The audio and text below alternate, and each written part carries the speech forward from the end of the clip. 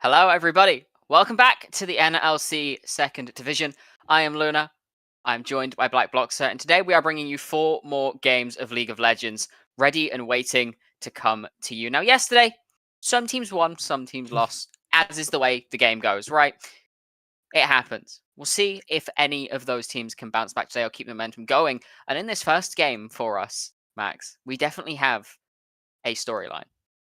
Yeah, we do. Garden Gaming, they had a really rough loss yesterday. I mean, Ruzo have not been looking like a good team. They went on to then lose their matchup against Fourth Wall later on in the day, the one game we were unfortunately unable to cover.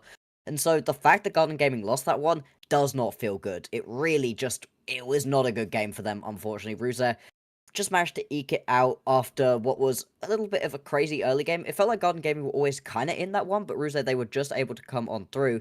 And so that was pretty impressive to watch. Whereas Rich Gang, they're able to pick up a win against Chaos. And Chaos have been showing some good things, some bad things. It was a 40-50 minute banger of a game. It was completely crazy. And so both of these teams having really odd days yesterday. Although obviously Rich Gang going to be a little bit happier with how that one shook out. Absolutely will. And it'll be interesting to see if Garden Gaming can bounce back off of this little bit of a slump that they've fallen into, or if Rich Gang can keep that momentum going. Typically, from what we've seen of these teams over the last few games that we have been able to see, what are we kind of expecting coming into this game? Is there anything unique, anything a little bit out there, maybe, that isn't so close to the current meta?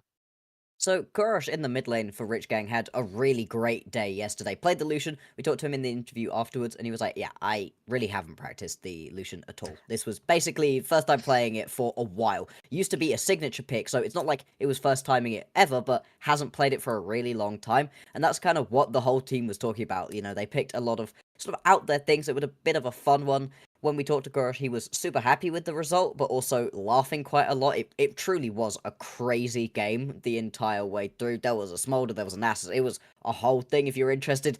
Same team, by the way. Nearly won. It was a truly wild experience to watch that one through. But yeah, they were able to pull out through, and so I think we could see something crazy out of Kurosh. Again, if it is the Lucian, that would be great. That being said, unless it's banned, the Tristana was pretty much pick banned the entirety of yesterday. We saw it just the whole time, everybody going again and again with it. It was pretty much always grabbed as that first on the blue side. A couple of teams did end up picking up later, and I think that the Tristana could really shape up a lot of the way that these teams look to draft. Absolutely, really, really strong in the current meta, and with the fall of Corki in the last couple of patches, Tristana really has risen to be that upper echelon of champions that we see. Not the only AD carry we're seeing in the mid lane, though, right? I Mm, mean, if we look towards the more global picture, we're seeing mm. Varus, we're seeing Ezreal, we're seeing all these other AD carries start to come back into this mid lane again to give you the ability to play these AP junglers, and the AP junglers are another factor entirely that are extremely strong in current meta, right? You're looking at Lilia, you're looking at Karthus, you're looking at Brand. Zyra has managed to make an Mm. appearance in the jungle. Who would have seen that coming? Because it certainly wasn't me. I mean, to be fair, people are just running out of things that are AP to put in the jungle at this point Yeah, with the Zyra. It yeah. works, and so fine, we'll play it. I mean, it's so good around those choke points, right? Anytime you could get yourself into a choke point situation around one of the objectives, Baron, Grubs, any of that, it's just such a great tool to be able to have that ult. Just everything that Zyra gives, and she does so much damage when she actually gets full gold. Everybody's had the experience of getting blown up by a Zyra support that has no gold anyway, and so once she's actually farming, got the levels, got the gold in her back pocket, can just annihilate entire teams. It's really fascinating to see, and, you know, I don't think we're going to see it today, but if we do, I'm going to be very excited for it. Yeah, I think it brings a new spin to the game, especially with how early you can do some objectives. Mm, yeah. But we're getting a little bit ahead of ourselves. Does seem like we'll be into draft shortly. A couple of issues cropping up there. So we will get into that very, very soon. But is there anything else that you're maybe expecting to maybe rise in priority, or if not rise in priority, replace something that is banned away? So, for example, if that Tristana is gone, is there anything that we think maybe one of these teams might just pull out of nowhere? I mean, in terms of things coming out of nowhere, I've not been massively surprised recently. I think that, you know, the Syndras, the Orianas, the Nikos, all of those in the mid lane could be really interesting. I think it's not actually the mid lane where I'm going to be too surprised. I think it's actually the top lane where we've been getting a lot more crazy things coming out. Although yesterday we did see a lot of the Cassante, a lot of the Ornn. Actually, a lot of Ornns picked into Cassante where they then went on to not have the best time. So I'll be really interested to see if that's what we end up seeing. But yeah, I don't think mid lane's going to be too out there. Obviously, it can happen, but with things like the Hui taken off of the board, that's kind of the ones I'm like, oh wow, that's really cool to see in the mid lane. With that away, I think if we don't see a Tristana ban, if RG don't first pick it, I would be very surprised. Absolutely. With the double AD carry ban coming in as well from the side of Garden Gaming, the Ezreal and the Caitlyn taken away. Caitlyn still quite exceedingly strong in that AD carry position if you can get it. The resources, the Ezreal, another one of these flexible AD carries. Rich Gang, the ones to ban the Tristana themselves, which is an interesting step forwards. And the Corki is gone as well. So that is 4 AD carries / 4 mid laners taken off of the board here. Generally, we'll see what the first pick coming through for Rich Gang is. And it is just going to be that Lucian again for what I would assume to be for Korosh. Yeah, Korosh looked super good on it yesterday. I mean, basically the whole game was just he'd step up, he'd 100-0 someone with the culling. Usually the Corki on the other team, they were just gone. And then they'd go from there. It nearly wasn't enough because, again, there was a Nasus, there was a Smolder, it was a whole thing. But his team won because he was there on that Lucian. So I really like that pickup. Garden Gaming, though, they're going to respond with Sejuani picked up really early on in this draft. I like it a lot. We've been seeing quite a lot of the more aggressive junglers, either AP or AD. I just like the big tanky Sejuani in the jungle, going to be able to provide a lot of support, and the Varus has been getting banned quite a lot recently, so very interesting to see that one slip through and be picked up pretty much immediately. It does have an okay time into the Lucian as long as you go the poke variant, because you can sit quite far back, although, like we said, we're not really expecting the Lucian to be in the bot lane, but it's always a possibility. Well, this Varus could also go into the mid lane, right? Yeah. There is that angle on things as well, although it is worth mentioning poke Varus has been kind of taken out of the meta a little bit with his mini rework that he got recently, where you actually, when you kill a unit or kill a champion, the stats you gain now AD or AP scaling on attack speed specifically. So definitely taking away from that that thought process of just gonna go lethality, just gonna sit a mile away, ping an arrow at your face and watch your health bar vanish. And the Kai'Sa lock-in, we're still really none the wiser as to which one's going where. Let's be honest here. If we hadn't have seen it yesterday, absolutely. Obviously, with having seen it, I think we are going to end up with this Kai'Sa down in the bottom lane. I really like the Kai'Sa at the moment. She's so strong, can just do so much. We did, however, see yesterday Kai'Sa struggle quite a lot when they were in the face of a lot of dive potential. There was a Vi and a Camille in the same game, and that just made it very tricky to play the Kai'Sa. It was getting jumped every single time. So at the moment, with the Gwen, with the Lucian, that does not give you a lot of support. These are not champions that can buy you space as a Kai'Sa whatsoever. So that's definitely something that RG are going to have to focus in the upcoming rounds. We are going to also see that Victor lock in. You've got a lot of your damage sorted out at this point for Garden Gaming. They're definitely going to need a little bit more in terms of the pure engage, but Sejuani is definitely a good start, and I really like this Nautilus ban. The Nautilus is kind of the best thing to pair up with the Kai'Sa. We've also been seeing a lot of Rels, and more than that, a lot of Leonas at the moment. The Leona's looking really strong, and the Solar Flare has just been that engage tool for people. You just pop it down onto the backline. Even if it just slows, it's a great way to start off a fight. Certainly is. Essentially, what we're looking at is a lot of non-committal engage coming out. That's where strengths lie. Sejuani, Leona ultimate, also kind of that non-committal side of things. Maokai, another champion that is notorious for this non-committal engage. You can throw out one of these abilities, and if it doesn't land, you've not really lost anything, right? Yeah. You have that freedom to play around. And not only that, but, I mean, the Sejuani, it's going to play a pretty solid front line for this Victor-Varus combo. You also have the Chain of Corruption, which is another one of these non-committal ultimates, but you rather use it in poke. Braum and Leona all taken away as well, alongside that Ashe to just kind of cull any thoughts of going a double poke bot lane into this Kai'Sa, which would make the game that much harder to play out from there. The other nice thing about Kai'Sa is it's very flexible in its build path, right? You can go the like the mixed damage on hit AP variant, where you then just start firing Ws the later into the game you go. You've got your full crit variant, you've got your full AP variant. There are so many different things you can do into so many different things, and into this double tank, I'm expecting to see the mixed damage build come through, especially when in the hands of Metro Archer, a player known for their proficiency in the likes of Kai'Sa.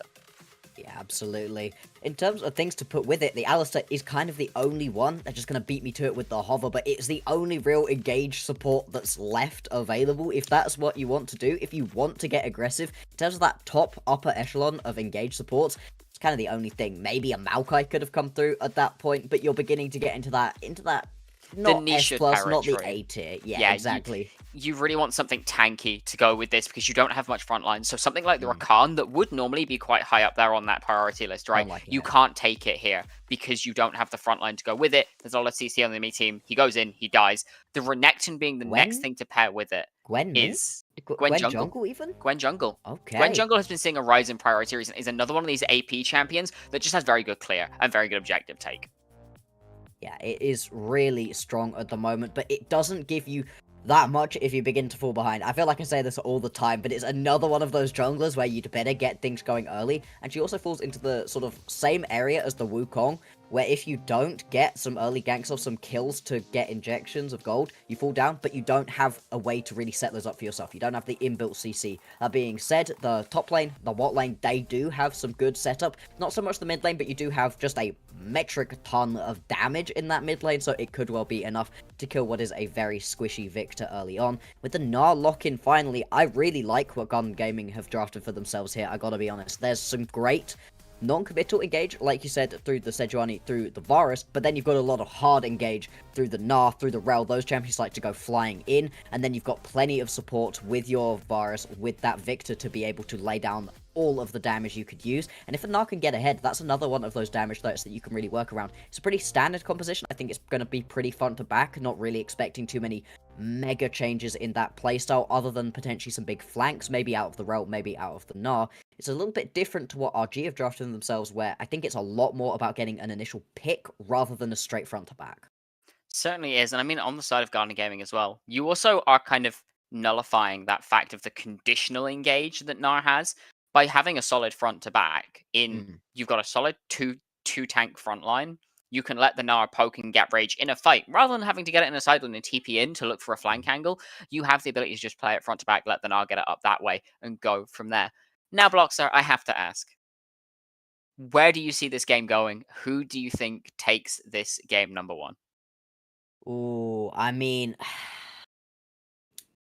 I coming into today, I was like, all right, I think that this is going to be a win for Garden Gaming.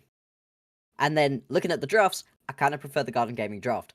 But at the same time, just seeing the way that Kirsch was able to play the Lucian previously makes me a little bit nervy. I'm still going to put my chips on the Garden Gaming side. I think they're going to be pretty mad about that loss yesterday. I think they're better than that loss yesterday, and they have a good draft to be able to show it. But my eyes are definitely going to be on Kirsch to see what he can do with this Lucian, because it looked so good. It certainly did.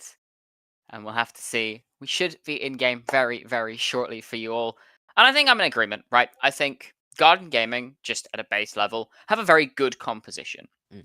But they are the ones lacking momentum coming into the day. And momentum can play such a big factor in how confident you are to go for certain plays, in how strong you are in your decision, like snappy decision making to just, we Mm. just go. It can make that massive difference. So if they can still make those decisions very quickly, very snappily, I think everything can go very well for them, especially with the draft they've given themselves. However, if Slice gets snowballing on this Gwen, you suddenly have cause for concern. Yeah, absolutely. There's a real risk to the way that this draft has been put together right here for Rich Gang, but I think as a team who are sat, further down in the standings, they needed to take a little bit of a flyer on this one, so I like it. Certainly did, and I do believe the game is now ready for us. Let us get on to the Rift for game number one of the day between Rich Gang and Garden Gaming. We shall see just where this goes shortly, but for now, let's see if there's any level 1 shenanigans. Yeah, there may well be. Both of these teams are sort of sat around that crush that we've got in the top of the pack. Unique, they've pulled away a little bit. Rich Gang, with the win yesterday, did well for themselves, managed to get themselves into a good spot. They're now ahead of that just sort of mosh pit we've got at 4 and 3. But Garden Gaming, that gives them extra incentive, right, to get themselves above that point, to also try to keep on the coattails of RG and Unique. This is such a crucial matchup between these two, and it's going to be really fascinating to see who can actually take this one. I've said it before, I really want to watch this mid lane, but I don't necessarily think I want to be watching this mid lane during the laning phase. There are potentials for solo kills. Lucian does a ton of damage early on, so can the Victor, and with a little bit of either of these junglers, to be honest, there could be kills here. But I think in terms of just pure aggression in lane, bot lane is going to be our main focus. Yes, I am largely in agreement there. There's a lot of hard engagement, a lot of ways to just go forwards, just play strong, just hope, or not necessarily hope, but look for specific angles in what they want to be doing. And it seems a little bit of a late invade for a ward as Squidly just going to walk into the face of Kurosh, take a bit of a trade. Kanska can't really walk forwards with the bot lane of Garden Gaming there covering, but a nice little bit of damage to start off this mid lane.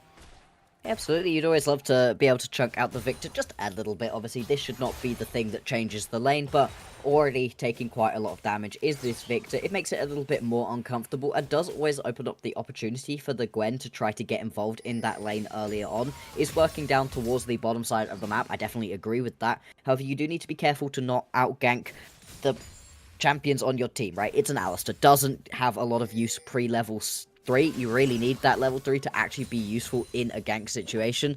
So instead, I think it is just going to be that Raptor to to Krugs, and then just head your way up towards the top side of the map from this Gwen.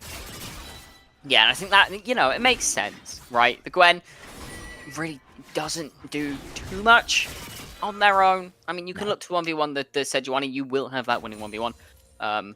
But outside of that, it's very kind of, you're relying on everything else going your way. Looking towards the bot lane, just a little bit of pressure being generated for Garden Gaming. As you would expect from an early game Varus into a Kai'Sa, you do have that range advantage as the champion. Looking across the board, it does seem we are looking at reversed paths as well, so we very easily could see something very interesting happen in the near future. Yeah, quite possibly. Could end up being in the top lane. You know, there is a good amount of setup from this Renekton onto the Gnar. Mini Gnar, although very... Wait, hang on. Is this going to be a solo? Good flash. Oh, okay. Typical is just going to have to run here. And with Uzol having no rage, it's going to be quite a while before it's the Mega Gnar, before you're really able to step fully up to this mini wave. Is going to be at least able to step up a little bit. This is a very scary situation for Typical with no flash. We're just saying how maybe you can get the Gwen involved top lane, but that changes the equation a little bit. Certainly does. It makes things a little bit awkward as things go. I mean, having to lose that flash early as a Renekton into a range matchup feels really bad, right? But it also means you can't set up for Slice, and you were one of the lanes that could set up this jungler. So, I mean, there's potential for a dive. I mean, Uzol has to play quite respectfully. You can't underestimate the early game damage of these two champions, but at the same time, they can try Hellish. Meanwhile, on the bot side, Ermin's engage going to get cancelled away. The knockup onto Hellish. Both junglers looking aggressively in the early stages of this game. Neither really finding much of anything. No, and that worries me a little bit more for the Gwen than the Sejuani. You're wanting to get as much farming done as the Gwen. Really, when you look for those ganks, you really want them to work out. You want to get some kills. This Gwen is going to be quite reliant on gold and levels to be able to do anything in this matchup, so not going to be ideal. Still, as the Sejuani, you would also love to pick up an initial kill right there. Is actually going to recall and probably run into the Gwen in this jungle. And like you said, the Gwen wins that 1v1. Yes. Although, hasn't recalled. No, she hasn't. It's just going to be the Lucids, though, for Hellish. Dash out over the wall, followed along by the Arctic Assault. One more auto will get the passive, the Permafrost, but it's not enough. It's going to be a trade of health bars. Meanwhile, mid lane, another little bit of trading. Kurosh getting the better of these trades, as you would expect from an early game Lucian. Granted, Victor, no slouch either, but this is going to delay Slice's next clear massively. It really is. It's not what you want to have happen, particularly, although still managing to get some eyes on the Sejuani more than anything. Make sure that your laners know where she's at, know that you can take a quick recall, not going to lose out on too much. And both these junglers now going to be matching each other again as they head down towards this Drake. And with it being Hextech, that's one of the best ones to get individually. You'd love to pick this up as either of these teams. Looks like Hellish is going to be heading onto it right now, as Ermin is going to help with pushing through this mid wave. Could potentially have looked for a gank onto Kurosh. Instead, with just shoving this wave through, you're going to draw the Gwen over and get a little bit of extra space for your jungler to take away this objective. Absolutely. You would expect a trade to be going down normally in this situation. Looks like it's unknown it's going on. Ermin dashing over the wall onto Slice. Nothing going to come of it for now. There isn't really a huge amount of early game damage between these two champions, but Kanska now is going to see that Guardian Gaming are trying something. Metro Archer, the first to move. The engage coming in from Kanska is good onto Squidly. Squidly has to flash away. Now the re-engage onto Slice. Slice is going solo. First blow goes across to Squidly. Now the fight can truly start to begin. Retro Archer will trade up onto Hellish, which now means you have smite advantage for this dragon. Looks like it's going to reset, chasing MKL into the jungle. Does reset, and Slice isn't even going for it. Slice is going back out onto the top side, going back out for the grub, saying, you know what? We've had the fight. It's been a kill trade. First blood went across. We got something back. I'm just going to go to my top side. Yeah, exactly. Not going to try for that one again. Really unfortunate situation for Hellish where they were trying to sneak that one away, but an early game Sejuani takes it incredibly slowly. Now potentially would have liked a gank bot lane, has obviously just walked over a ward. They step up again, they're going to be walking into another one. So Metro Archer, Kansuke, they're aware of what is going on. Instead, I think Hellish is just going to turn back around and head towards this Drake once again. And it will be the trade you usually expect. It's going to be the grubs for the Drake. In this situation, as long as you get the next 3 grubs, I would really prefer this trade for Guardian Gaming. But obviously, as RG, you're not going to be too worried about it. No, absolutely not. And I mean, when you look at what you've got on your team, right, you're looking at Gwen, you're looking at Renekton, you're looking at Lucian. All these champions have side lane threat. So getting 3 grubs this early on doesn't really cause much issue in the long term, right? You have the ability to play for these plates, play for these side lane towers, and you don't have issue with maybe losing out on a team fight or 2 in the early stage of the game just because you're, lacking a little bit of ability haste or attack speed or whatever it is the dragons give you. Hellish, however, isn't content with just taking the dragon. It's going to steal away this red buff as well. They're able to do that and then potentially either steal away the chicken, steal away the Krogs, or even just get out. That's going to put the Gwen behind just a little bit extra, or not even behind, get you back to a more even position. Gwen is going to be heading over. Hellish walking into her right now, though, wouldn't be ideal, especially because Slice has that level 6, something that Hellish does not have at this point. Hellish is going to recognize that, jump straight on over the wall, and it is going to survive. Will be able to nick away that buff uncontested. That's a great little pickup from Hellish. A really good read of the situation to be able to get that one and get out. Certainly is, and it stops this Gwen being so sticky, right? Yeah. The red buff slow would allow the Gwen to stick so much easier. Meanwhile, top side, Uzal and Typical just going at it with each other. One more hyper proc. Wow. If you go Mega and can get the hop over the minions onto Typical, you may just have a kill angle for Uzal. Not quite up just yet. Typical dashing forward. Does land the stun, but it's a trade stun. There's the Dominus into the wall with the Gnar. Oh, into the bash. But the healing from the wave is so big. And both will escape their life. But Kurosh in the mid lane will just solo kill Squidly. Yeah, this is what I was talking about with Kurosh on this Lucian. Can you believe that this is probably the second Lucian game that he's played in a good couple of months at this point?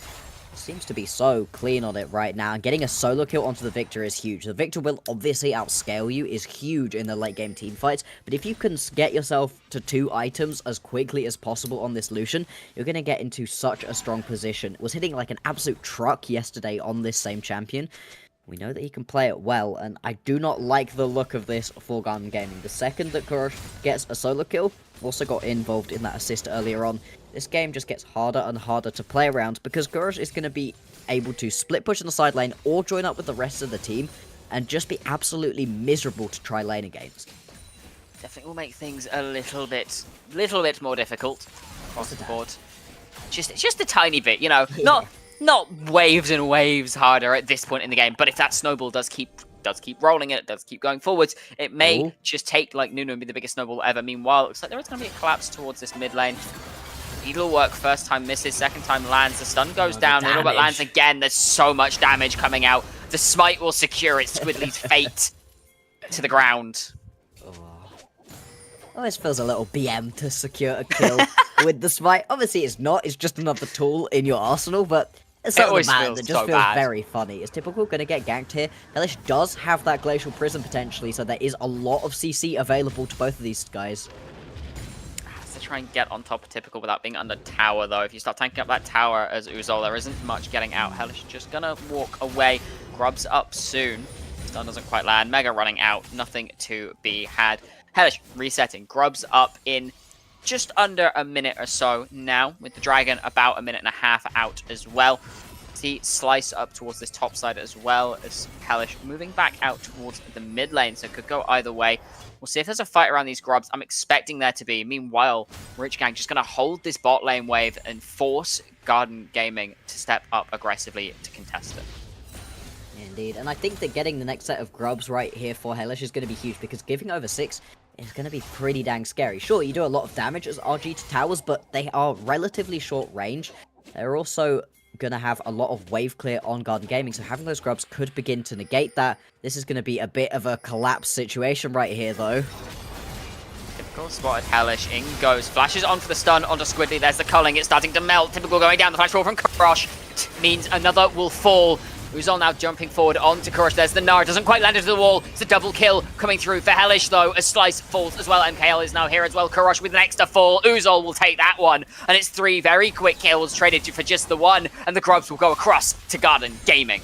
Yeah, RG, they looked for something a little bit spicy, trying to hide off in the bush, but it just does not work out. Sure, Squidly falls, but in order to pick up that kill, Kurosh is forced to go way too deep. Ends up just in the midst of everybody. It sure has the dashes, does a lot of damage, nearly manages to pick up the trade kill onto Hellish. Isn't quite able to, though, and giving over the 3 Grubs means that it will be even in 3 apiece, but that is quite a lot of kills going over. 2 being picked up for Hellish as well. It's going to be huge. You know, just getting the Sejuani into a nice spot to be able to tank up, buy space for these carries is exactly what you're looking for. And if we take a look at the individual gold, there's a whole 1,000 gold in that mid lane. But there are some other big gaps. You know, it's a nice little lead for Hellish compared to what Slice has been able to do. Bot lane, relatively even. Top lane, kind of the same deal. Yeah, and kind of that explains where a lot of this action has been. Meanwhile, Kurosh a little bit caught. 3 in the mid lane. The Magnet Storm will pull them back. A lot of damage going down. Squidly will secure that kill. Now Slice is here, though. Ermin should be the next to fall. The stun will land for now, keeping him alive for a little bit longer. Away from Squidly means that no more damage will come through, and now Metro Arch comes flying in. The Killer Instinct has been found as Squidly running for their life. Hellish will be the next to fall, and Metro will grab that kill for themselves. What looked to be a good collapse onto Kurosh ended in disaster for Garden Gaming. Yeah, sure, you managed to get the kill onto the Lucian, beginning to shut him down. That is a good start to these fights, but you have to overcommit to try to kill this guy. It doesn't work out so well, and indeed, you're going to give up the Drake as well, now 1 apiece. And this game, it feels like the action just really hasn't stopped. It's been pretty bloody so far, and very back and forth in these team fights. It's something that we saw yesterday, actually, in that 50-minute banger that we had.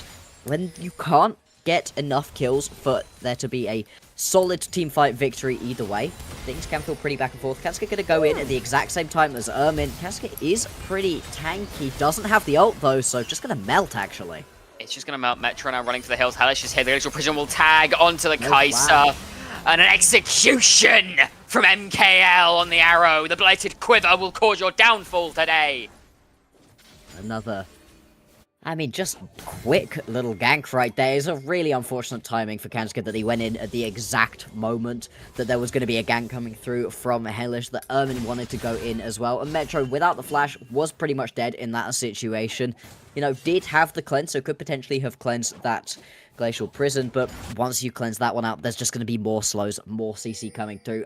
I get why the decision was made to just leave that one alone. Kurosh going to go in, but immediately gets that Chaos Storm dropped on his head, and yeah, that one's beginning to hurt. Now that you've got the beginnings of the Ludens, I mean, ow. Yeah, I mean, the way Luden's Companion now works as well, if you are isolated, you take the 6 ticks of damage left, right, and center all on your face. It does lead to a lot of burst damage on this item now in isolation compared to what it used to be as the Echo. So Squidly definitely starting to come online now, but meanwhile there's 4 people strong in the top lane. Uzol going to be flashing away from the tower, typical. Still running down. Dominus was popped, but the Hyper will actually allow Uzol to just keep running. There's the culling, does tag on alongside that Ardent Blaze, but there's the Mega Gnar 2 into the wall. The stun will follow. Tower will secure it up for Slice, but bought so much time, and now the mid lane tower just being wailed on. Metro, the only member trying to defend it. Absolutely, you're right with that one. It was just time being bought. The second that you are being chased by 4 people and you're running towards the opposition base, yeah, that one's not going to go so well. But still, the amount of time bought was useful. That double Nah was nice to see as well. There is going to be a death timer. Has teleport available, so can potentially join this fight in 8 seconds time. Speaking of the fight, the stun coming down onto Hellish Oh, into the huge clearance, Magnet but now the Storm. Glacial Augment lands onto Metro, and the Glacial Storm, the Magnet Storm is huge as well. 2 are already dead, but it's another 2 traded. Kurosh doing everything they can. MKL will secure that damage. Slice will fall as well, and the only member left standing is the only member that was not in the fight. Typical, carrying the hopes of Rich Gang's dreams of getting a Herald, and he's going nowhere near it. Garden Gaming get 4, they get a Herald, and they walk away very, very happy with the situation. Yeah, that's the joys of this composition. The combo that you can get is just insane. Squidly does so much damage. MKL, though, picking up that triple. I mean, that was a huge fight out of them. And it was all predicated on that Magnet Storm. The 3-man Magnet Storm that just knocks everybody out, drags them all in. It makes it absolutely perfect for lasers to be laid down, for the piercing arrows to go through everybody as well. Just such a nice look there out of Ermin, and that's the kind of engages you really need. If you compare that up with the Sejuani or with the Nah, those engages are just going to be crucial for winning this game, and it's kind of the reason I prefer this composition. There's just so many more options for who's going to go in, rather than you knowing that it's going to have to be an Alistair combo or maybe a flank out of typical for the side of Rich Gang. Absolutely, there is a lot less easy ways to play around it. We shall see as the game goes forth. Looks like mid lane just going to be a bit of a contest for the wave control as things stand. That mid tower did fall in favor of Garden Gaming just now, as we see everybody moving back towards this Herald. It was not secured after the back of the last fight. But a 5-0 and 1 Varus is now nothing to be trifled with. You can see Rich Gang, they're a little bit hesitant to be stepping in. 4 members strong towards this top side. Kurosh down towards bot lane. Uzul is in the mid lane. There is no TP, so I think it's just going to be a give-over angle and hope that you can find something elsewhere on the map.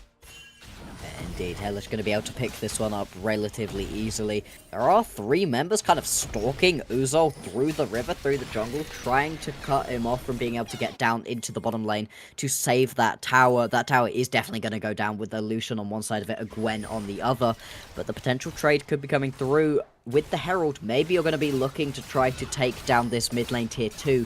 That would be a huge pickup. The first tier 2 is worth so much if you can grab it. Some bonus gold.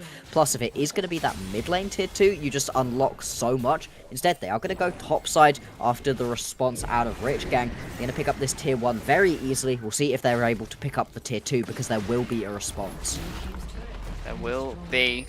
Picking up all of those outer towers does give you a little bit more control over the enemy jungle. The dragon is up and available, but you're pulling the entirety of the enemy top side to deal with this. There is the dash forward. Can't quite get the smite off to allow for the Herald to die. Hellish getting knocked back out, and Ermin has now found 2 on the backside of the fight. The knockup will land as well. MKL is dominating as Ermin will fall as well. The killer instinct from Metro Archer means another 2 will fall, and what looked to be your angle, Garden Gaming, has been your downfall. I mean, it looked good. It was another nice Magnet Storm, but because the Sejuani is caught behind the play, because of that Herald, you just don't have that front line to try to keep everybody alive. Ermin's engage does also land onto a couple of the tankier members, rather than being useful on getting on top of Kurosh, and Kurosh just managed to lay a full culling down onto every single member. I mean, it feels like, once again, if Rich Gang are going to win this game, it's going to be about the Lucian, right? The Lucian needs to be able to have the space, find those cullings, and lay down all of that damage. Metro Archer obviously was doing a good amount of work in that fight too, but it's just that ulti every single time out of Kurosh that is shredding even the front line. Whoever it lands on just dies. Yeah, absolutely. The Slice get it? Ermin and Uzul They contesting do. the Slice. Just gonna smite it away. Just gonna smite it away. Just gonna be able to get it. They're just chilling in the pit with 2 enemies. Yeah, we're fine. This is a fine situation to be in. Just- This might just not be a pros. fine situation. No, I fear Squidly might be a little in danger here as the Dominus has popped, forces the TP out of Uzul, and they just back it away. Yep. Gonna be more than happy with that one. Sure, you lose the Dominus, although, actually, that being said, the collapse could be coming through. Ermin has caught 2 of them. The stun lands onto both, and the Chaos Storm just rips through Kurosh. The Storm of the Ages is typical, trying everything. MKL with a snipe from downtown, and that's just the Baron. Yeah, that's 2 kills going through. Obviously, Slice is still alive. Just recalled, though, is going to have a long walk back towards this Baron. They're not even picking towards it. They've conceded this one. Just going to try to pick up this mid lane tier 1 as a response, but that's a huge swing right there. Just at the point at which it felt like Rich Gang were beginning to get a foothold back into this game, things just go wrong. They don't even get the mid lane tower. They're just going to have to back this one off. Could potentially be chased onto. So much damage onto Kanska coming out of Squidly. Metro running for their life. Does manage to get the E away, but has to flash to safety. Kanska just sending Uzul and Squidly on a bit of a wild Minotaur chase, I guess, as it will be donated over to Uzul. Squidly not too upset about chasing that one further, and now this mid tower's under threat because you've got the Baron wave and no real front TP line behind, to deal TP behind. TP behind, as you mentioned. Two. And Kurosh both behind now. MKL's been flashed on, he's dead! It's a killing spree for Metro Eyes with the culling tagging onto everybody. Ermin is next to fall, as is Hellish. Squidly, the stacking tower damage, just half health is Victor. Immediately flashing onto Metro. Oh, okay. Fight! The kill is blown up on the spot and should just be able to survive, running for the hills with their life, but it's a 3-for-1. It's just not worth. That's going to only leave 2 Barons available, and what a play that was. I love it. Double teleport coming through out of Kurosh and Typical. They see the angle, find the 2 teleport wards. There's sort of 2 blue wards in and amongst a sea of red, and they take 3 of the Baron buffs off of the board. They're also going to be able to push through the mid lane. I don't know if Typical's going to be able to take this full tower with Squidly on the way back, but still, it's going to do some good work against it. And in a situation where Garden Gaming, they felt like they were fully in control of this game after that Baron play, it gets flipped right on its head once again. There's still a 2,000 gold lead for Garden Gaming, but this one feels so close. You can really tell that this is a fight between 2 of the titans of our league, and they are sort of scrapping for that second place position right now. Garden Gaming winning this one would put them even with Rich Gang. Rich Gang winning, though, would put them in a solid second place position. Certainly would, and it has been a back and forth game, as you mentioned, and honestly, I'd rather have it no other way. A lot of fun to watch. I can imagine just as fun to mess around in, as we now see no real objective left up on the board for another 2 minutes or so. So we should just see a bit of pressure being traded across, vision control coming down very shortly. But generally, if there's a fight, I will question why. Yeah, indeed. I feel like fighting right now when you don't have an objective to go after would be a little bit of a risk for Garden Gaming. You're in control of this one. Keep it slow. 2,000 gold, it's nothing to sniff at this point. I would be interested to see where that 2,000 gold is. If we could have a quick look at the gold. A little bit in the bot lane. Decent amount in the top lane, though. Like, look at the top lane gap. But then also the jungle back the other way. So, yeah, it's honestly very even pretty much across the world. Ermin going to get jumped, though. He is going to get jumped. A lot of health going down there. Now the culling comes out, but it doesn't tag onto anybody. Oh, it's a disaster. Metrach flying into the backline has found MKL, has found Ermin. It's a double kill for Squidly. Has the Zonyas to try and survive. Hellish with the next fourth. There's a triple kill for Metro, and Kurosh will secure the 4th for themselves. There's no objective up for another minute, but it doesn't matter. The push has been stopped. It's been completely ruined, in fact, because Uzul, they can't even keep pushing mid lane. No, they're going to have to head on towards the top lane. There's not really a tower for a while. And whilst they are running up top, there's going to be a full push going on in both the mid and the bot lane right here for Rich Gang. I love the call right there from them. They found the engage onto Ermin, and sure, you think, oh, it's just the support, but that's the support that is having to start all of these fights out for Garden Gaming. The second that Ermin's dead, it's just so much easier for them to be able to step up, jump on top of everybody, and they got surrounded incredibly quickly. Rich Gang showing why they are one of our better team fighting squads in the league right now. And it hasn't been as much about Kurosh as I thought it had to be. Sure, Kurosh has had a very good game, but I think that actually Metro and Slice have been having much better times of it after the first, 5-10 minutes. That wasn't the ideal situation. Now it's looking much, much cleaner. We've now got the next Drake spawning. If Rich Gang can pick it up, it will put them at soul point. Still not soul yet, so it's not the end of the world for Garden Gaming if they have to concede this one. The Baron in 2 minutes, so that's going to be the big objective.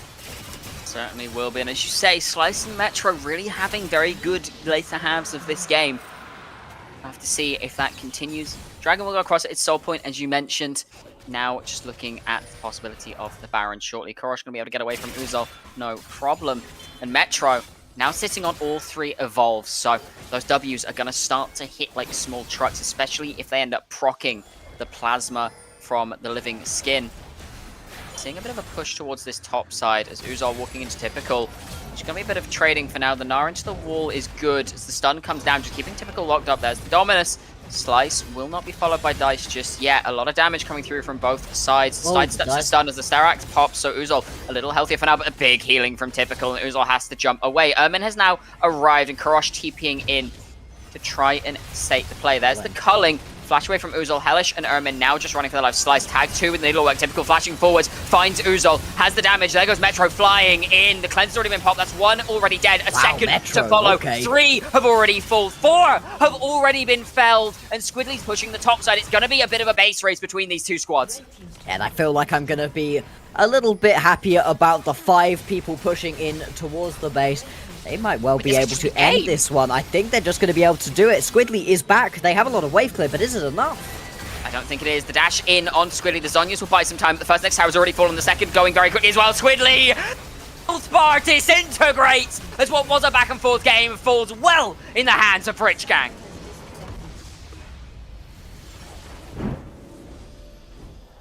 A beautiful game of beautiful back and forths.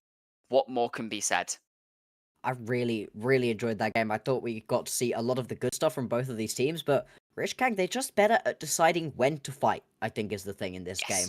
There are a couple of moments where you just went a little bit too far forward, you were feeling yourself a bit too much as Garden Gaming, and then everything goes wrong. That push after they've got the Baron, they want to fight, they're feeling so good pushing up, but they haven't sweat for wards behind them, the double teleport comes through, they pick up a couple of kills for Rich Gang, and all of a sudden the game feels back to being pretty even, and then in the bot lane you're pushing a little bit too far forward, you know, you think you're in a good spot because, hey, it feels like you should be, but Ermin just steps a little bit out of position, gets engaged upon, and as soon as you don't have the Rel starting the fights, as soon as you're getting engaged upon, as Garden Gaming, you just cannot win out on those ones. A really unfortunate one for Garden Gaming, and with 2 losses in a row, the team that was looking so good fighting for that second place position is beginning to slip in the rankings a little bit. Yeah, certainly is. It's a very close game though for so long. It's just two slight falters towards that bot side, and everything starts to fall. I do believe, give me 1 second. Yes, okay. I do believe we are going to throw to a quick break. When we come back, we'll have an interview with one of the players from Rich Gang. Don't go anywhere. We'll be back very soon.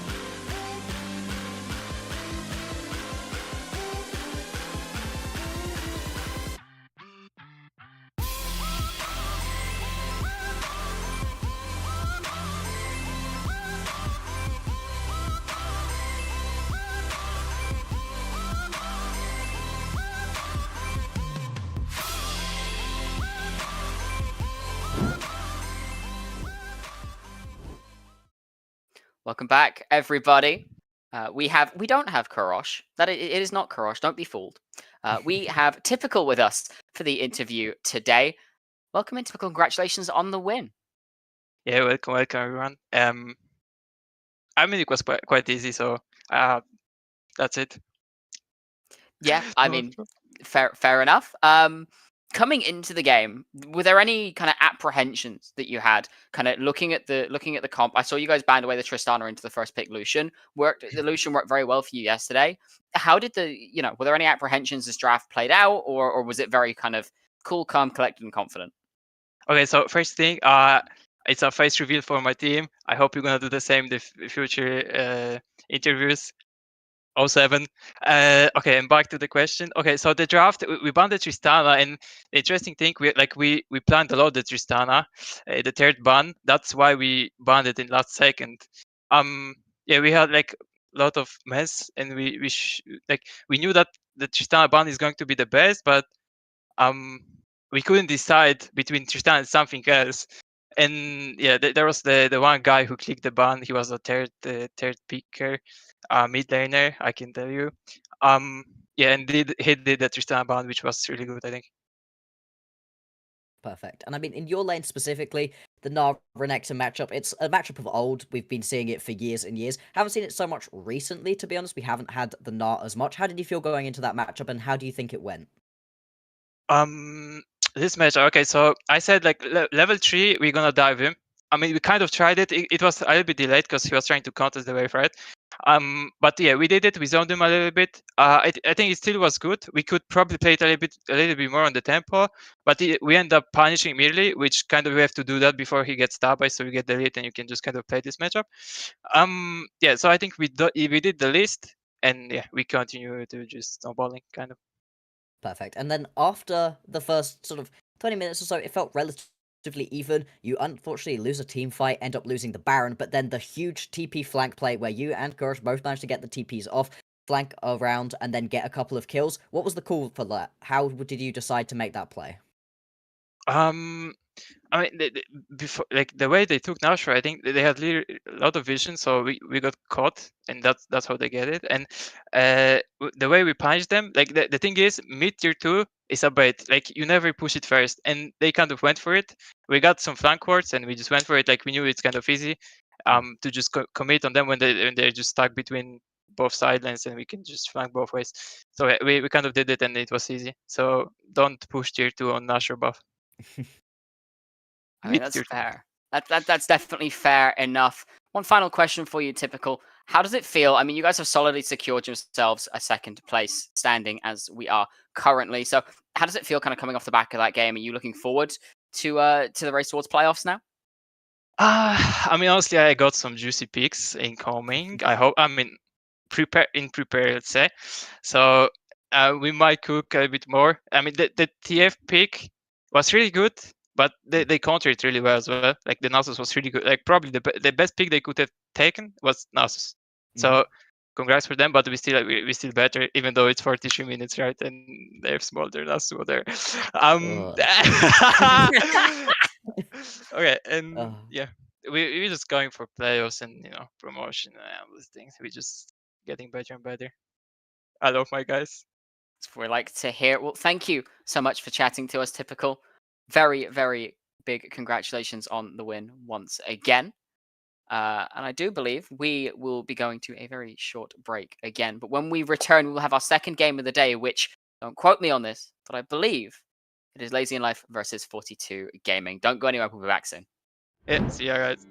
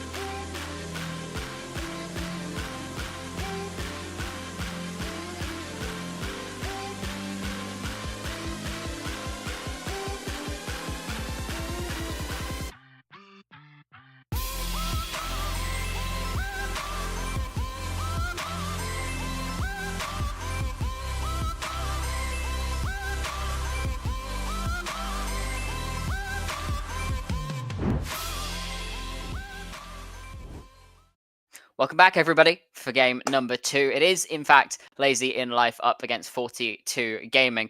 Blocks, can you tell us a little bit about what we saw from these two teams yesterday? So it was a really, really interesting set of games from these two teams yesterday. 42, I mean, I really like what they did, but at the same time, Fourth Wall are not a great team, and also they had 0 bans. So I don't know how much I can fully take from that game. That being said, they're sat at 3 and 4. You know, they've taken some good games off of a couple of our top teams, and so I like it. I like what they're doing. I think that their players are a little bit unhinged in a good way. This is a compliment, by the way. I'm saying this, and I fully mean it as a compliment. And I think that their squad's got a little further into the unhinged category, because they've got a sub coming in. They have had to change their roster around a little bit.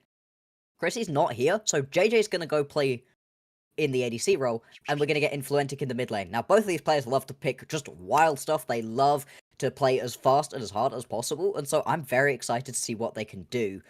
But yeah, it is a little bit crazy out of 42. Yeah, definitely seems to be. Influentic, a player that's been around for the last couple of splits. I had the pleasure of working with Influentic a couple of splits ago myself, so very, very strong player. Very excited to see what they bring to the table today. But on the other side, Lazy in Life, what can we expect from them? What did we see from them yesterday? You know, what can we kind of expect coming into this game? It was possibly the best loss that anybody took yesterday. It sucks to lose, but losing to Unique in the way that they did, I'm not too upset about that one, I gotta be honest. I thought that they looked really, really good in that game. They pushed Unique seriously hard. I mean, it felt like they were fully in control of that game up until 1 or 2 team fights, which is just... it's just the way that Unique work. Unique are not one of those teams where you're like, wow, they are completely in control of every single second of this one. Venom Crest in the past, where their team's just like, their macro is better than you are. They know where to fight, they're going to be in the right spot at the right time, and all of their players are good enough to execute this system. They're not that kind of team. They're going to scrap with you the whole time, and then at about 20, maybe 25 minutes, they're going to win a team fight and they're going to end the game. And that's what unfortunately happened, but in terms of that kind of playstyle, Lazy pushed Unique further than basically anybody else has so far in this split, other than Garden, who were able to pick up that win. So I think, despite the fact they lost, I'd take a lot of heart from that matchup. But still, this one I think is going to be a little bit closer than maybe you'd expect, purely looking at the standings. You know, 3 and 4 up against 4 and 3. Seems very even, but yeah, I think Lazy have picked up some better wins against better teams. 42 have picked up some wins against some of the lesser teams as well. So I'm very 50-50 on who I think is going to come out on top in this one. I think it depends on kind of what version of 42 shows up. Are they going to be restrained? I'm not sure about that being a win. Are they going to be as unhinged as possible and just play hard and fast the whole time? I think then 42 have a chance. Yeah, and we shall see as the day goes on, as the game goes on, as we get into the draft. Now, similar question as to game 1. Knowing these two teams, is there anything kind of out there that we should anticipate? I know Influentic has played at least one champion that we don't normally see too much of in competitive. So are we expecting any really off-meta picks in this game? Ooh, in terms of completely off-meta, there's not really that much out of either of these guys. I think the Aphelios was kind of the weirdest thing that I've seen out of anybody recently, and obviously Chrissy isn't here, so I'm not really expecting that to be the pickup. Tidebringer, the only thing, yeah, it's the Seraphine. Kind of loves to play the Seraphine. Ezreal has played pretty much both of those. A couple of other pickups coming through recently, but those have been the main ones. With the Seraphine off of the board, I think that's the final remaining, yeah, wow, what is that sort of pickup? Yep, and as I previously mentioned, Influentic has played a game in Fury when filling in as well, so we could see that coming through. But kind of going through this ban phase now, I think we're going to see a lot of the standard bans coming through. Hui, again, another one of these very standard champions coming through. The Rumble, another thing we're seeing a lot of bans come through on. So looking towards maybe Ezreal, maybe Tristana, maybe Corki, those kind of champions going forwards. Quite possibly. I mean, it depends really, I think, on if the Corki is able to survive and make it through in this one. I'd be surprised. I gotta be honest, I would be surprised. I think in terms of crazy pickups that we could potentially be looking at, I would be very interested to see what Milkshake is going to pick up. Yeah, that head tilt was because we had a Pyke yesterday. We had the Pyke yesterday. It was good. It was really good. I enjoyed watching that Pyke.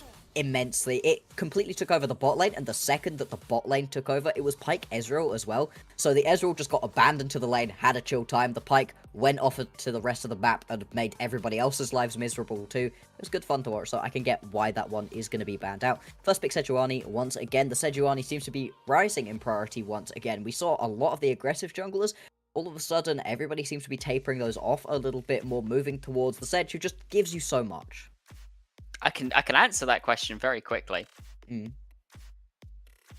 Warmogs. Yeah, it's so strong. It's so strong. It's not funny. At the moment. I mean, I'm having a great time. Of course you are. The The Resident Warwick main is having a lot of fun with a Warmogs rush meta. The Ezreal That's so nice. is locked in for Tidebringer on the other side. Another one of these champions, as you mentioned, they do quite enjoy playing. Very strong at the moment as well. You know, this could also go mid lane for Pybel. Uncertain. It's unlikely. The Xin Zhao response going towards that more bruiser route, which is a little bit different from what we've seen recently, but still going to work out, I would imagine. Nah, just build the Warmogs. Just build the Warmogs at this point. No, of course not. The Xin Zhao wants to get a lot more aggressive, and I mean, why not? The build at the moment, you get so much healing, you can get into the backline and survive for a shockingly long time. You can also pop that ult and live for a long time as well. And it works quite well when you've got a mobile AD carry, because you don't have to be that protector. Do it. This is so 42. That's also so 42. Come on. This is a JJ Influentic combo if I've ever seen it. Oh, it would be. It's not going to be, I don't think. We could talk about the Yone, though, because that one has been locked in. Yone Sejuani is a great engage combo. You can fly in from downtown, lock that one in. Kai'Sa's at least interesting. I think it's the better option, but it would have been a much more JJ Influentic. It would be much more 42 for it to have been the Vayne, for it to have been something criminal right there. I do love that. It's also going to be the Alistar. The Alistar works really well with the Ezreal, because in the 2v2, you can engage very easily, and the Ezreal always going to be able to follow up, but at the same time, the Alistar can also go roam around the rest of the map, get involved elsewhere, and the Ezreal shouldn't die, really isn't expected to die in a Kai'Sa lane. Sure, if you let the Kai'Sa get on top of you, she should be able to 1v1 you, but that's really not going to happen. And the Ezreal, once you get that Trinity Force completed, even at that one item, the spike is incredible. You are just hitting like a truck, and we've seen it again and again. It was one of the most picked things we had yesterday, and for good reason. Yeah, absolutely. And I mean, you've also got the added bonus of there's a Yone and a Sejuani looking to fly in on your face. What does Cow do if Cow don't do bonk? Away. Bonk. Away. Just get away from me. And also, your Ezreal can leap on out of there. This is a good pickup. I do like this one. You can buy space for your ADC. You also don't have to buy space. Now, the question does stand, right, of is this Yone going to Influentic or is it going to Virtuoso in this top lane? Or Virtuoso, sorry. Where is it likely to go? I'd be very surprised if Influentic doesn't pick this one up.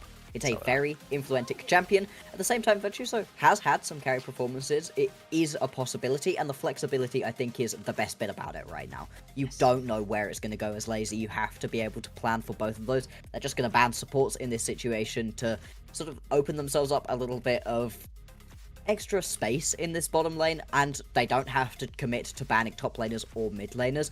But yeah, I think we'd both be surprised if it isn't going to be Influentics in the middle lane. That is a great pickup if it is going to be into the middle lane, because the baby cage goes up, you just can't play this one out. You can sit quite far back as the Veigar. At the same time, though, if you can get on top of the Veigar, you can punish very heavily as this Yone, but it's not the easiest matchup for you to play. Absolutely not. The Talia ban also suggesting a heavy dive element coming into this game. I mean, you got Kai'Sa, you got Yone, you got Sejuani. Talia's just a bit of a hellscape already. The Janna Hoff is a bit of an interesting one. As kind of like going, it doesn't really fit thematically. You've got a lot of dive, and then you've got an anti-dive champion. I've not seen something that doesn't go in support for in a while, months at this point. Enchanter Gaming. Enchanters? That's not true. We had a Karma recently. Okay, I don't count Karma. She's a damage threat. The Karma is just killing people. The Karma is not about that sit and support life. really interesting to pair it up with the Kai'Sa in this situation. Also going to get that K'Sante locked in. And this is a composition that just wants to go in. Like you said, the Janna is a little bit odd because it is going to want to sit back. Maybe it's a Xin Zhao answer if we do end up with something like the Aatrox, the Gnar. Being able to knock them away and just try to keep your Kai'Sa healthy does work out. But I do worry a little bit for Rexat's life when all of his friends go flying into the backline and he's just sat there like, well, nice knowing you. You just feel like the slowest car in an F1 race at that point. The race starts.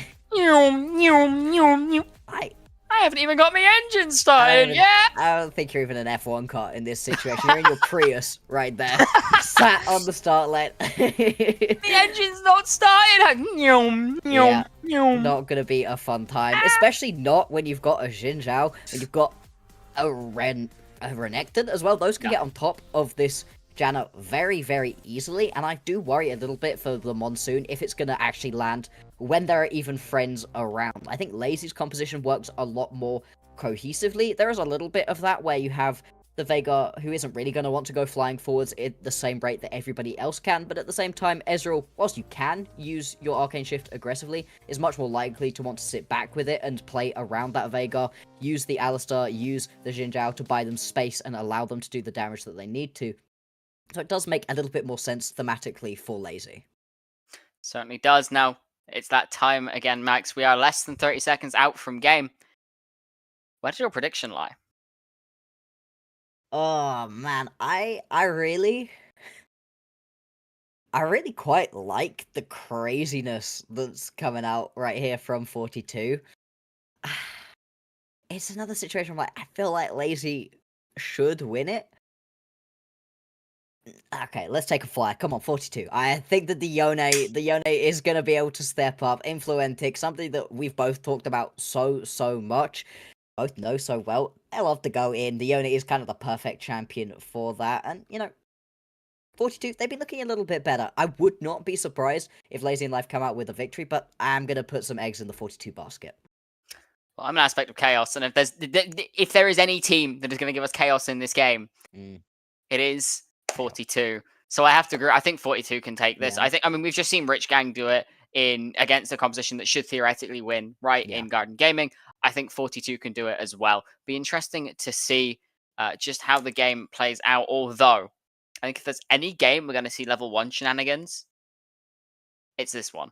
Yeah, there is a pretty strong potential for some shenanigans going down. I think for the side of 42 rather than Lazy. Lazy, I mean, I guess it could work. You do have a lot of stuns, potentially, if you would like them, but that kind of ruins your lanes. If you're going to pick all of those up, Alistar, we'll keep saying it as long as people keep picking it, not particularly useful during the early stages of the game. So I would be very surprised if that is going to be the pickup right there.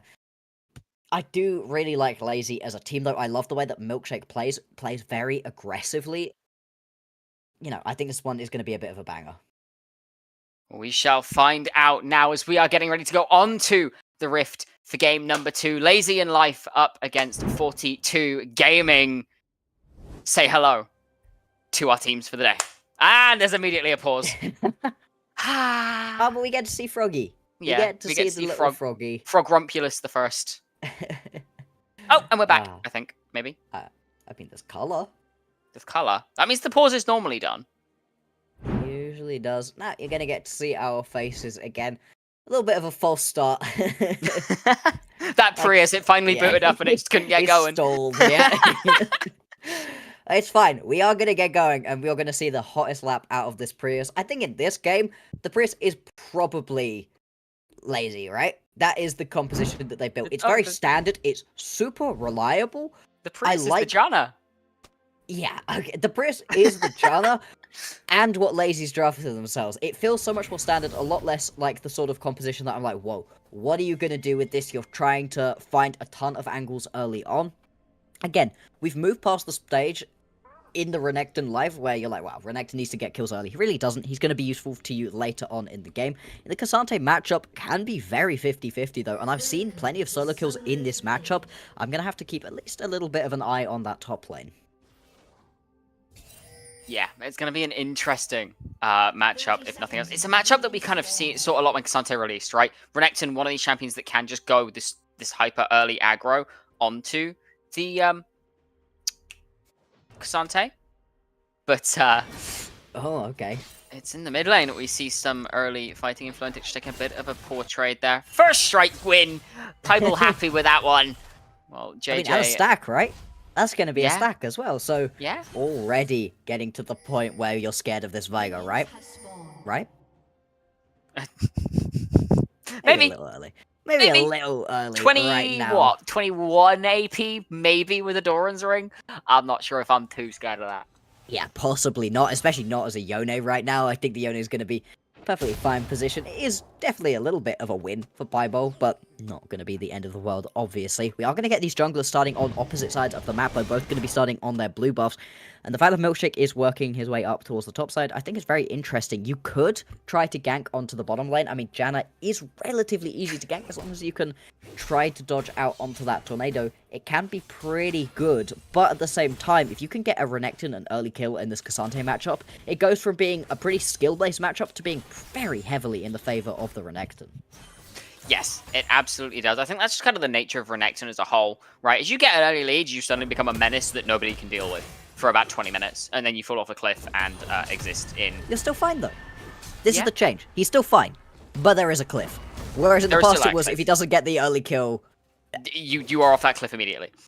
The cliff was a retractable cliff where if you didn't have a kill in the first 5 minutes, that cliff suddenly was at the tip of your toes. Yeah, it just leaves you, unfortunately. Very opposite, really, to the Cassante, where even when you're behind, with the all-out, you will just live. You will just continue living for forever, basically. And so, although it would be pretty difficult to play out that matchup with an early kill going over to Strato, Virtuoso not going to be too worried, even if that kill does go down, because you will still be a threat onto the backline. Although, that being said, Tidebringer, Pieball, they are pretty difficult to try to get on top of. Yeah, I mean, they're pretty slippery. I mean, you don't normally consider Vigard to be a slippery champion, but when you've got the baby cage, when you've got, some of the, well, I was going to say some of the champions around you that you do.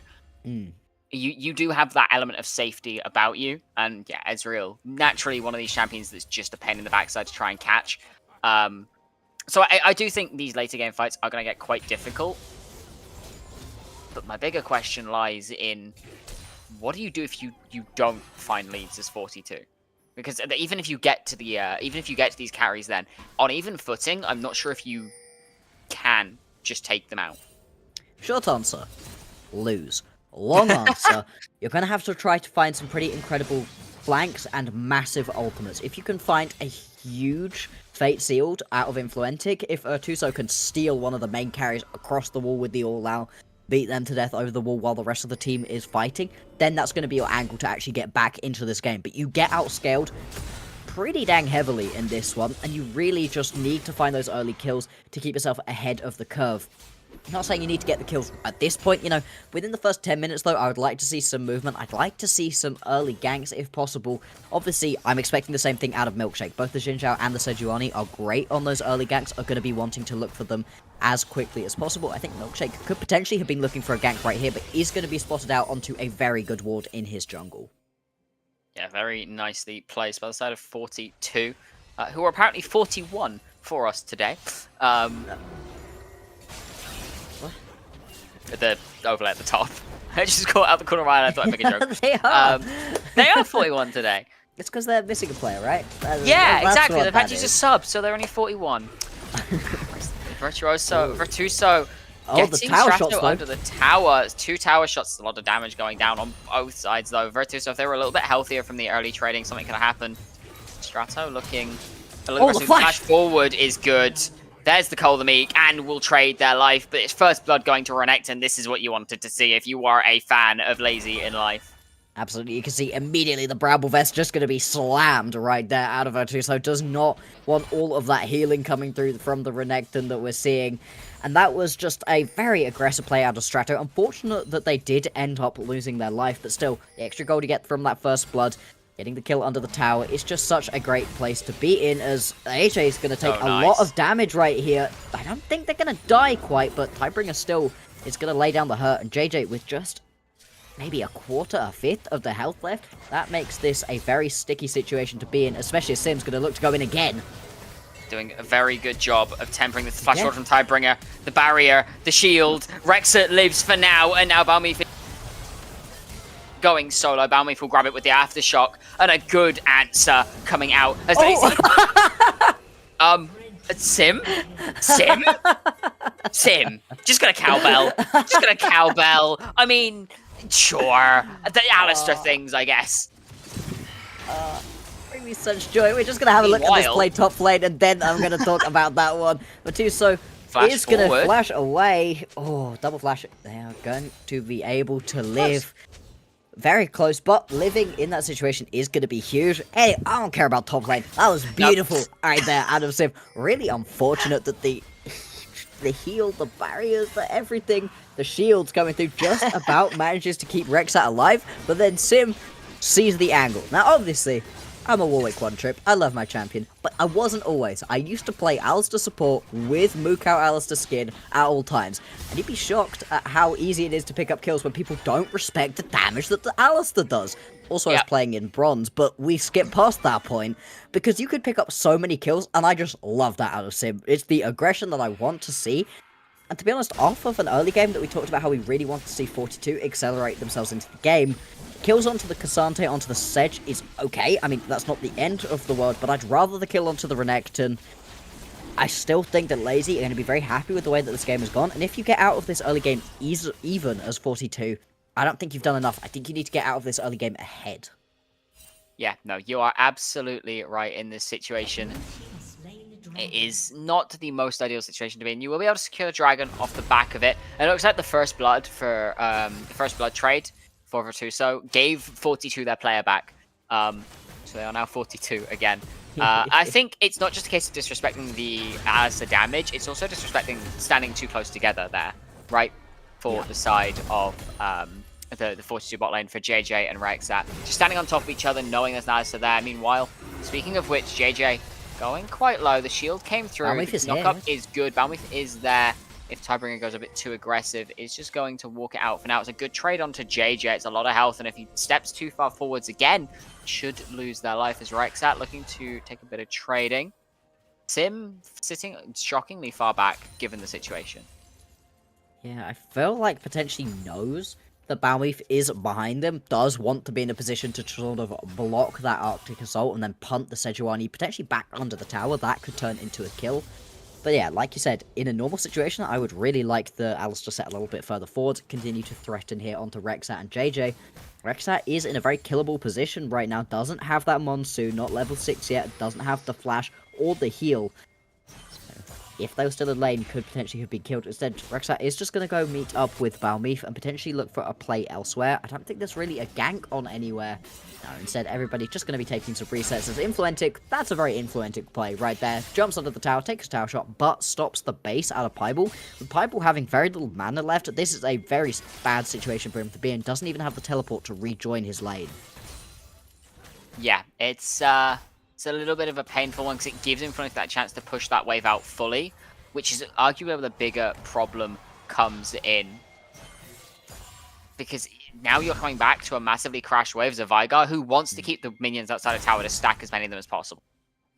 Yeah, exactly. It's not a great point to be at right here for Pieball. It doesn't... Sim. Hang on, Sim. Has found Virtuoso, knocked back into the misses. Renekton, but the all-out manages to dodge the pulverize, and it's just going to be able to get out.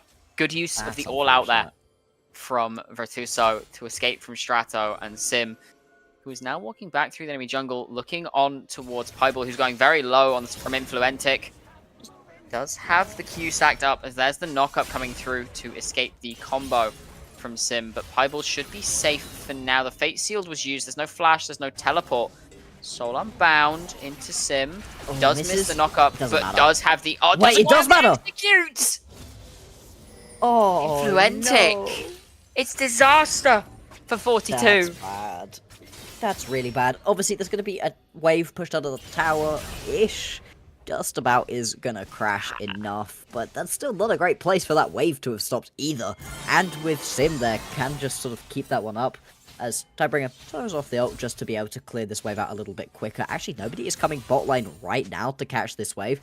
I don't know if Tidebringer knows that. No, they're just going to back off, expecting somebody to come and collapse, but could potentially have picked up a turret plating there.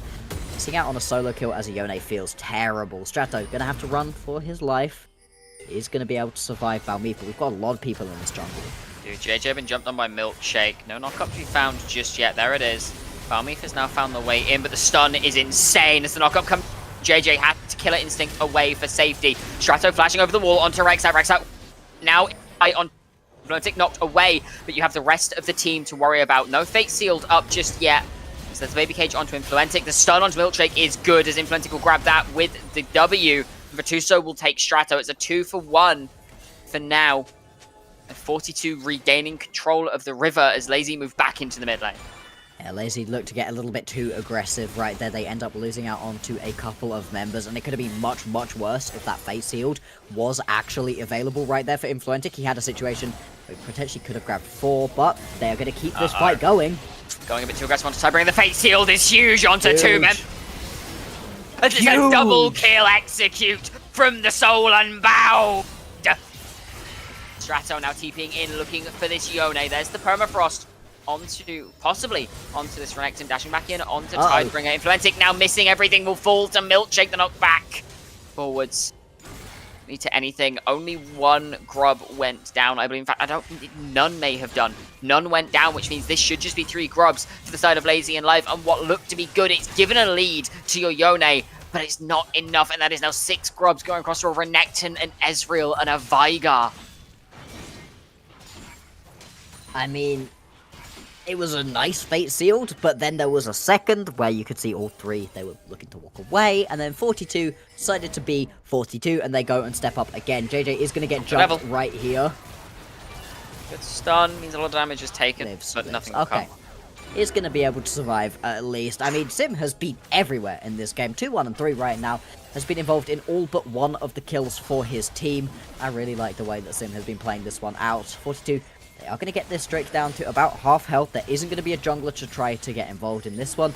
And so it is going to be 42 picking themselves up this Drake. The Infernal Drake, second one on the board as well. So that's going to be pretty huge. I like the look of that Chemtech Soul. I mean, to be honest, in this situation, I don't hate it for 42. I think that could potentially have been some better souls. Either the Hextech or the Infernal would have been nicer. But you can work with this Chemtech, and just being able to pick up the soul would be huge anyway. We've obviously got ourselves a Herald spawning pretty soon. That is another objective for these guys to fight around, and with 42 on the map, I expect the fighting to happen. I do just want to step back and look at Sim again, though, because he's been so proactive getting involved in all of these kills. Could potentially be looking to set something up for him and his jungler again. You've got Piebald in the area, and with a lot of pings going down, maybe they could have gone for something here. Even if not, I just love the way that Sim is being super proactive with this owl stuff. Absolutely. Now, not to take away from Sim and their insane ability to be everywhere on the map, but the Kai'Sa build was confusing for a moment there. Stun lands, not quite able to land the Fate Sealed. He's going to have to dash away. A lot of fighting, just endless fighting coming through this game from both sides. 6-6, even in gold. 6 grubs versus 2 dragons. The Herald started up by 42. Doesn't look like it's going to be contested for now. Lazy happy to just give this one across, possibly. Sim walking up now. Has been found by Rexat, but knows this is happening now. Milkshake looking to go over. Doesn't quite get over. Meanwhile, on the top side, Virtuoso going solo into Strato. Not going to be chased down for now as Balmeep is there to cover, but Sim is walking, waiting, ready. Strato looking for the dive. Does manage to get stunned, but the Glacial Prison will land and cause the downfall of the Crocodile. I mean, Sim now here, looking to give anybody and everything what they can. It's a good ultimate from Rexat. Rexat's life should be the forfeit, going down to Piebald as Sim next to fall to Virtuoso. Now the TP's coming in. Valentic is here. JJ has arrived. Piebald running for the hills away from this Kai'Sa. Able to sidestep. Very good. The Saras will proc me moments out of the fight. Milkshake dropping very so low. Piebald will fall. Now Milkshake next to fall. Valentic dominated that kill. 4-1-0 on this champion now. This is a very good fight. Basically, a clean sweep for 42.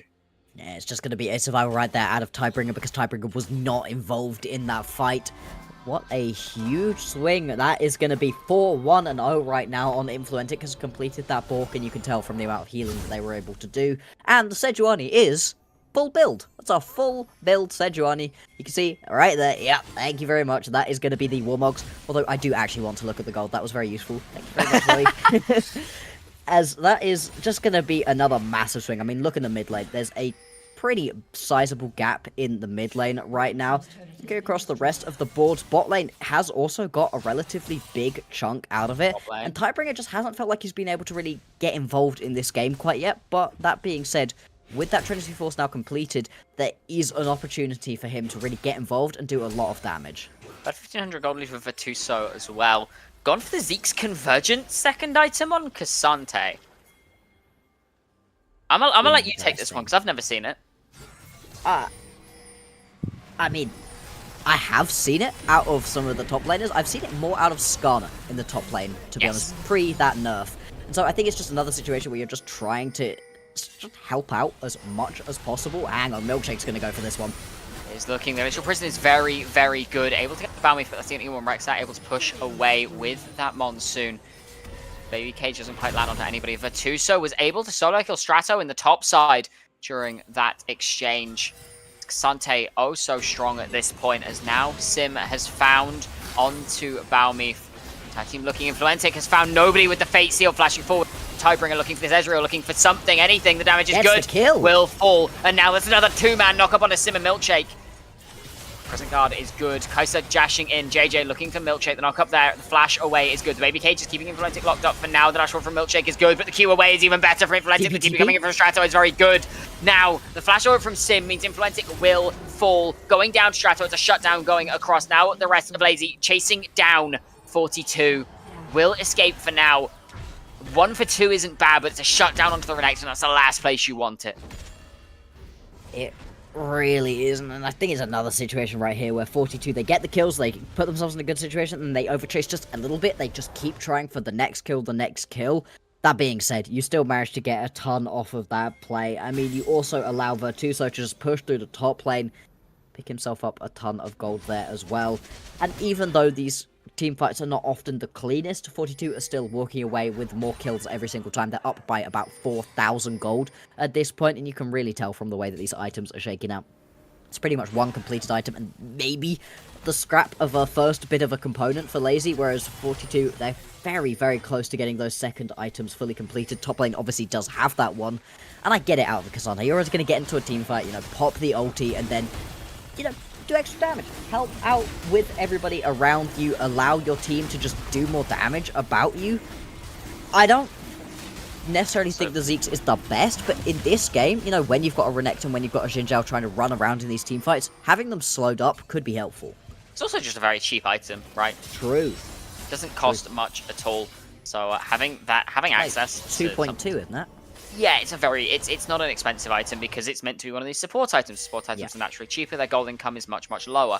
As we see, that third Dragonet is now soul point for 42 for this Chemtech Soul. And if they can get that, killing them just gets that much harder. 2 items now completed for the Kai'Sa as well. JJ, extremely strong in this game so far. And we saw what a Kai'Sa could do last game as well. Interesting to see how this goes forwards. But we've not seen any big team fights that completely blow this game out of the water yet. Not like last game where you started to see big 3, 4, 5 team wipes for none, as Fate Seal missing for Influentic on the top side. Now Milkshake waiting on the Soul Unbound there. So when it becomes lightning, it does a good bit of damage. And it will just be a death. Pieball flashing forward with the ultimate there. Now Balmy just trying to run away. Rexat stepping a bit too far forward. It's a good Glacial Prison onto the... The fight starts to melt. JJ is raining damage from the sidelines. Virtuoso is no scratch either. 3 die at the price of Influentic. And Sim now having to run for the hills. The Baron is up in 7 seconds. 20 minutes on the clock. And 42 are starting to wreak havoc. Yeah, you said we haven't had any of those team fights that really crack the game open. I think that might be one of them. Influentic overreaching perhaps a little bit, but it baits all of Lazy in. Right there, Virtuoso, Rexat, they're going to try to play bodyguard right now. It does only leave 2, trying to take down the Baron. Influentic also going to teleport his way in. Sim, Strato, I really don't think they're going to be able to do anything about this one as the Baron begins to melt that much faster. TP in from Pieball. Found onto Rexat, but that's already the Primordial Burst used. It means that nothing else can come in this fight. Strato now going very low. Has full stacks of the Kai'Sa, but JJ can't really get into this. There's no killer. Baby Cage is good. Sim will be the next one to fall. Balmith still chasing Strato down. Milkshake now dashing in. Influentic is there. Doesn't have the Fate Seal just yet, but if this chase keeps going, could turn for it. Virtuoso tanking up a lot of damage here. JJ just looking for the reset. Comes Lightning does not tag onto this Kai'Sa. Trading 1-for-1 on your supports is not the worst thing in the world, especially when you get out with Baron Nashor. Yeah, exactly. Ultimate doesn't tag onto anybody. Nope, just gonna fly it down on main Has street. found That's a double stun. Onto Tidebreaker. The Fate Seal, again, it just doesn't land, and it doesn't matter. This Ezreal, it's so mobile, but it just doesn't matter. This is what I was saying during the draft, right? I kind of like the Lazy in Life composition, but there's just something about the way that 42 plays, and when you give them champions like this, like the Yone, like the Kai'Sa, where they can just keep going flying forwards, it's incredible. Unfortunately for all involved, it's really not the Yone, it's really not the Kai'Sa that's the main carry in this game.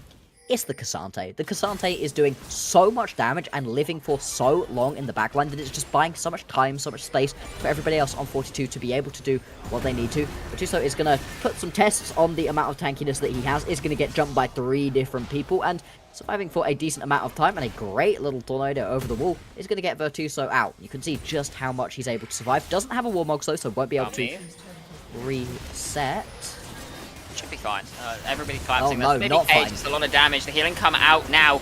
As again, the Primordial Burst is used, but JJ and Influentic are on the side. The knockup is good. Dumping out to the Soul. Strato now found onto Influentic. Virtuoso tanking out what they can on the other side of the fight. Tidebringer dashing forward with Milkshake. There's the ultimate coming out of Tidebringer. The flash forward is good. Wow, JJ okay. having to 1v2. Doesn't quite find it. Influentic has been able to escape this exchange for now. The flash onto Rexat is good, but it's not quite enough. As Virtuoso looking for something. Tidebringer will fall. This K'Sante is so big and Influentic has returned to the fight. Able to save Rexat, does not quite live though. Virtuoso now looking onto Sim. Hybel miles away from this fight. Again, there's a 4-for-2. 4-for-3. But it's in favor of 42. It's always just in favor of 42, it feels like. They're able to just get a little bit more in a lot of these fights, but that one was a really good situation for Lazy. They were able to get that initial bit of damage onto Virtuoso, and then Balmith just doesn't get to do anything in that fight. Gets stunned up, taken down very, very quickly. Fortunately, there's no objectives once the jungler is dead, so Lazy, they kind of just have to keep trying to fight this one out, and pretty crucially, throughout that entire fight, there was no ulti on Influentic, and so without the Fate Sealed, just wasn't able to have that same level of aggression. Strato is going to get jumped right here. Does manage to take down the tower. That is going to be a bounty for his team. Going to try to escape. Get stunned up though, and I really don't think you're going to be able to survive from this one. Piebald is around. Wait, they're going to can't dash back. Piebald able to secure that as both fall to the Veigar. And there is now no smite for this objective. JJ has arrived, but is caught out on vision. Virtuoso is here as well. So if there was a fight to happen, it would be now, especially with ultimates down, but just going to concede it. It's one dragon. It's not the end of the world. Bit of an overforce coming out from the mid-jungle duo of 42 Gaming. Yeah, they try for that fight. I mean, it was always going to take quite a while to be able to pick up that kill onto Strato. And then once you don't get it initially, it's so tricky to be able to chase on. The collapse from Piebald was great, and we're seeing just how much you can get from that baby cage. I mean, it's been so incredibly impactful throughout basically this entire game. And then you just destroy people with that dark matter, right? It just comes and nukes people from on high. And this fight was getting pretty scary. I would love to get a little check on the stats when we get another chill moment. Stack check! Let's have a look, because it feels like it's already pretty scary. 305 with 878 in terms of that AP. So you're not over 1,000, but still, this Veigar hurts. Yeah, 3 items. You've still got 2 items room, so you should be over 1,000 when you finish those out, especially with that death cap already completed. Sitting at the only member on the team sitting at 3 items, the only other member in the game being Virtuoso and JJ. That Nash is now completed. So again, those W's going to start to hurt, especially if they proc that plasma. We're seeing a lot out of the Kai'Sa recently. For now, doesn't look like anything's going to happen. So let me ask you this, Bloxer. How do either of these teams put themselves in a position where they can kind of just command the game from here? You gotta start the fight if you're 42. I think if you're getting chased around, these fights really just don't work out for them. I want to see them have that initial bit of engage. See Virtuoso in the backline, making sure Tidebringer and Pieball aren't able to do their thing. And then Influentic hits a big ult. As long as JJ is kept alive by Rexat when Milkshake inevitably goes flying into the backline, things should be just fine. I think it's a relatively standard game plan out of 42. Be aggressive, go play ball. Lazy, it's a little bit harder. You really need to find a way to... Good catch onto Tidebringer. It's just going to be a death. Not have that happen. You really need to find a way for that not to happen as Lazy. You need to keep all of your members alive so that you can find your picks with that Veigar. It doesn't end up working out, and now Strato... It's just going to be dead. Yeah. It's just going to die. There is no minion JJ's connected alongside. There's a wave under the tower now, though. It's not as dangerous, and Virtuoso is there to keep safe. That's two very quick kills to 42, out of what seemingly should have been nothing, right? Yeah. There is no feasible reason for either player to die in that situation. Very nice catch out from the side of 42. And with 2 minutes on the next dragon, which is their soul, no less, and the Baron being up, more mistakes like that are just going to lead to 42 snowballing this game even further out of control. It's already a 6,000 gold lead in their favor. So any more than that, things start to get dangerous. They really do. I mean, it's so tricky to be able to kill all of the 42 members right here as Lazy, and getting caught out in that situation just feels so bad. Balmy using this Glacial Prison do great effect so far. The real only bit of a long-range engage that the team has that doesn't include the champion going with it. And so needs to be hitting those to be able to... My lord, Pieball! JJ! Jeez. Not okay, again. this was gonna miss. Alright, I mean... That was criminal, the amount of damage. It's going to force a reset out of Pieball. Does have the TP, though. There is a TP coming in, as now we see the first makings of this teamfight start. Crescent Guard's already down for Tuso, not able to land the knockup. Balmy going very low. Flash into the baby cage, is able to... Strato has found Rexat as well, but the damage dealers are also alive. There is the dash in sealed from Influentic, and it catches onto everybody. JJ's there for the cleanup. It's a triple kill. The knockup is good. Keep them alive now, and there's a baby cage. That's on the two! Pieball! Just flashes the thumbs up and everything. Is just gonna nuke a man and say, yep, that's all good. Gonna give us... I mean, that was a brilliant little play right there out of Pieball. Influentic looked like he was gonna get a penta potentially for JJ. I mean, that was a crazy fight. Balmy, unfortunately, flashing into the baby cage, gets himself killed. Balmy really doesn't have the tankiness right now to be able to stand up in the face of everybody. Virtuoso will live a lot longer, whereas Balmy, who is getting jumped more often than not, doesn't survive. You're really all about getting into this fight, helping out for a second, absorbing some damage for your carry that's linked with that Knight's Vow, and then jump back out, reset your health, and get back in again. That's really not the playstyle that they've been allowed to do so far, and it's unfortunate for 42. That's another fight, though, that isn't a winner. A big solid yes, you won that team fight. It's so back and forth, kills going either way. This is going to be solo for 42. If they want to get this fight going effectively, they need to not lose Balmy for early on, because it's bad. I mean, is Sim dead? The Milkshake's going to collapse, though. Possibly the rest of the team is here. The baby cage catching onto both of the tanks. There's so much damage. There's no MR onto this Sejuani. Strato has already popped the Dominus, though, which is mildly concerning. JJ just firing from afar, and you're playing this fight on two fronts. JJ's on the other side, is tagging with these Void Seekers so consistently onto key members, as now we see they've just been forced out of the river. Now you've got the room to play. Tidebringer losing half of their health there, and now you've got Virtuoso stepping forward. There's the baby cage onto one, and JJ's dashing to the back line. Tidebringer going very low, but it's not quite enough. And now the fight can start. It's godlike for Virtuoso as Tidebringer will fall. There's no tide to bring today. Influentic looking, finds knock onto two, finds the fate sealed onto one, and now Pieball's the only one left. Will take one, but it's a triple kill for JJ as the fight is done and the game may very well go with it. Yeah, this is going to be the game right here. The respawn timers are way too long for Lazy to have any hope into this one. They're going to fall to 4-4. Being a 500 team, never ideal. Same thing for 42, but it's going to feel much sweeter. Managing to overcome what was a pretty bad start. 42 going to take this victory over Lazy, and it came from a lot of different places, but Virtuoso on that Cassante was super clean with it. Absolutely, Virtuoso, JJ, definitely pulling themselves forward. Influentic with some beautiful catches as well. Everybody on 42 playing it beautifully. Not to take away from Lazy, though. A lot of shining moments of bright light. Pieball on this Vigar, able to find so many kills that should not have been found. Sim. Just Sim. That's all that's to be said. It was a very good game across the board. It just wasn't quite enough for Lazy. It feels like 42, when they have Influentic, play even crazier. I mean, JJ, still, psycho behavior in that last fight on the Kaiser, just go into the backline all of a sudden, but it takes everybody on Lazy who were looking one way, and they all have to turn around because they gotta go chase the Kaiser. You gotta just ignore the Kaiser. But I think the main thing I was watching in that fight was who got stunned in the baby cage, because it's a baby cage in the middle of a big team fight. Somebody's gonna walk into it. It's not the end of the world. It was not gonna be Balmeef, which was perfect. Instead, Virtuoso walks into it. That's exactly what I want to have happen, because the Cassante can live through that one. You know, can also be unstoppable, so is just fine. Whereas the second Balmeef gets stunned up, that's just a death pretty much instantaneously, and not having those stuns through the E-procs coming through constantly makes those teamfights a lot harder.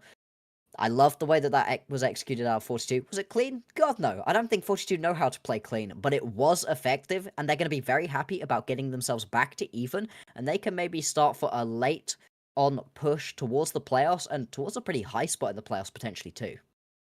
Absolutely. Now we are going to throw to a very quick break, but I do believe that when we come back, we should have an interview with one of the members of 42 for you. Don't go anywhere. We'll hear from them very soon.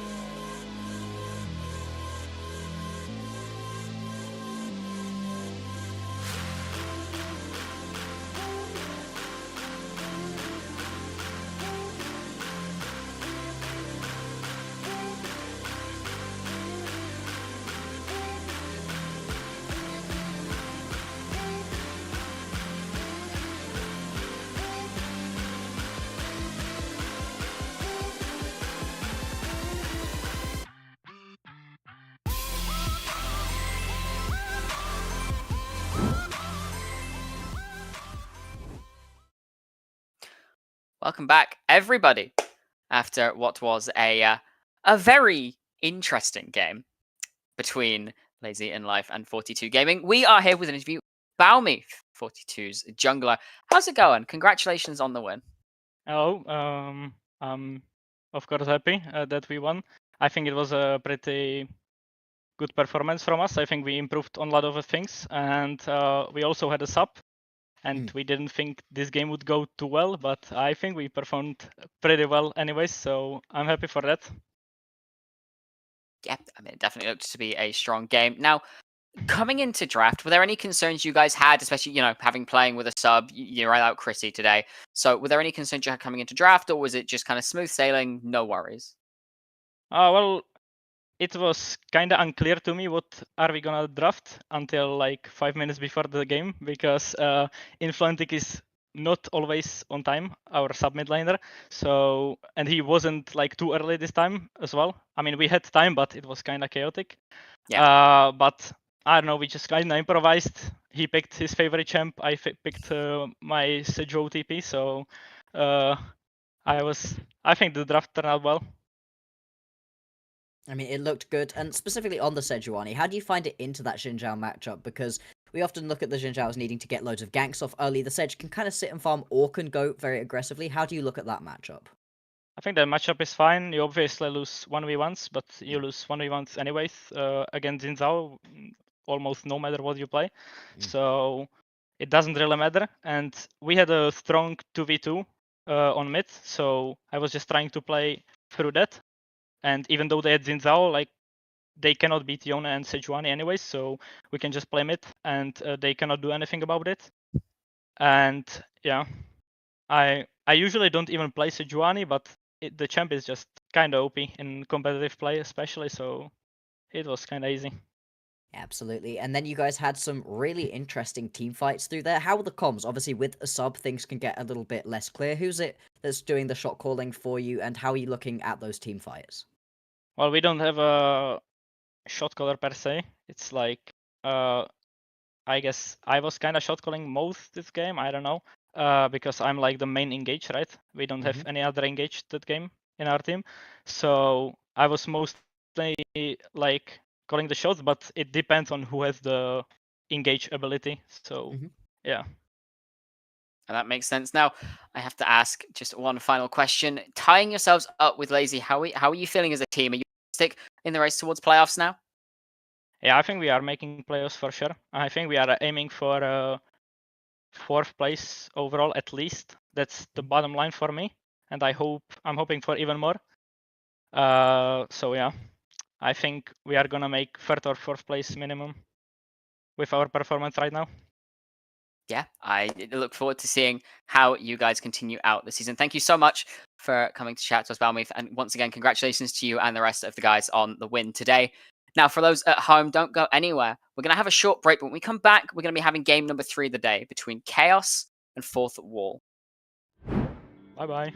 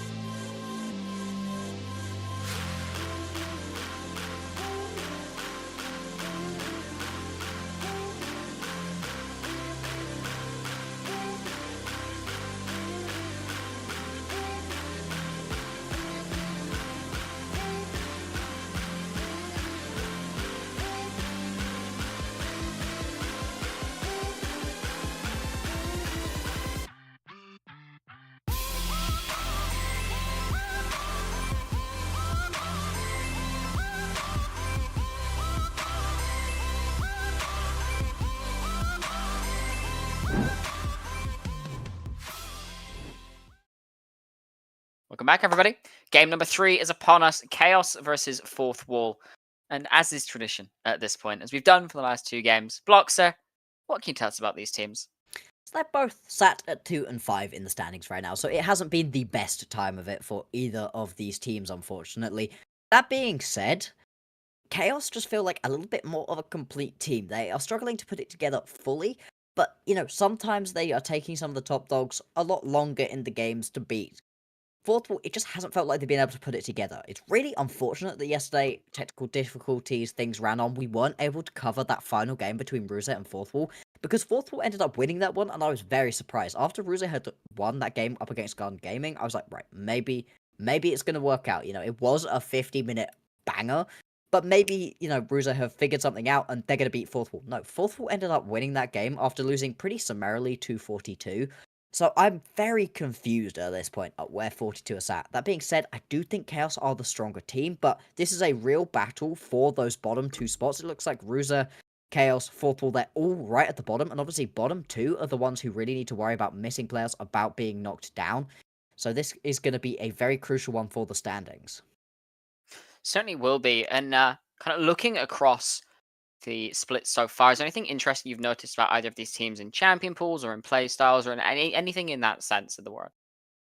I mean, when it comes to Fourth Wall, they have played some pretty crazy picks. Mid lane specifically has been kind of wild. The fact that Chimey is now in instead of Eddie Burry in the top lane is also pretty interesting. Played things like the Orm, like the Gnar, so not the most explosive champion pool. That's very different to what they had before. Fourth Wall with Eddie Burry had very explosive picks up in the top lane. So there is potential for things to get a little bit crazy. I think Chaos is more where I'm looking at for things to go a little bit off the rails, potentially, specifically in that jungle pick. There is a potential for Taxfig to pull something a little bit more aggressive out. I think they've been very good on things like the Carthers, so maybe we could get a little bit of spice there. Yep, and I feel, should clarify, do not believe JJ has come back for another game. Chaos AD Carry will be playing in place, but as we look at the bans, it's a very much heavier jungle focus in this game. We haven't seen the Hui taken away yet. Corki's still on the table. The Ezreal is still on the table. Something's getting through here. Yeah, indeed. You are going to have to leave one of those big priority picks up and available. You can see Fourth Wall have decided they have to get rid of the Ivan. I can understand why you want to get rid of the Ivan in this situation.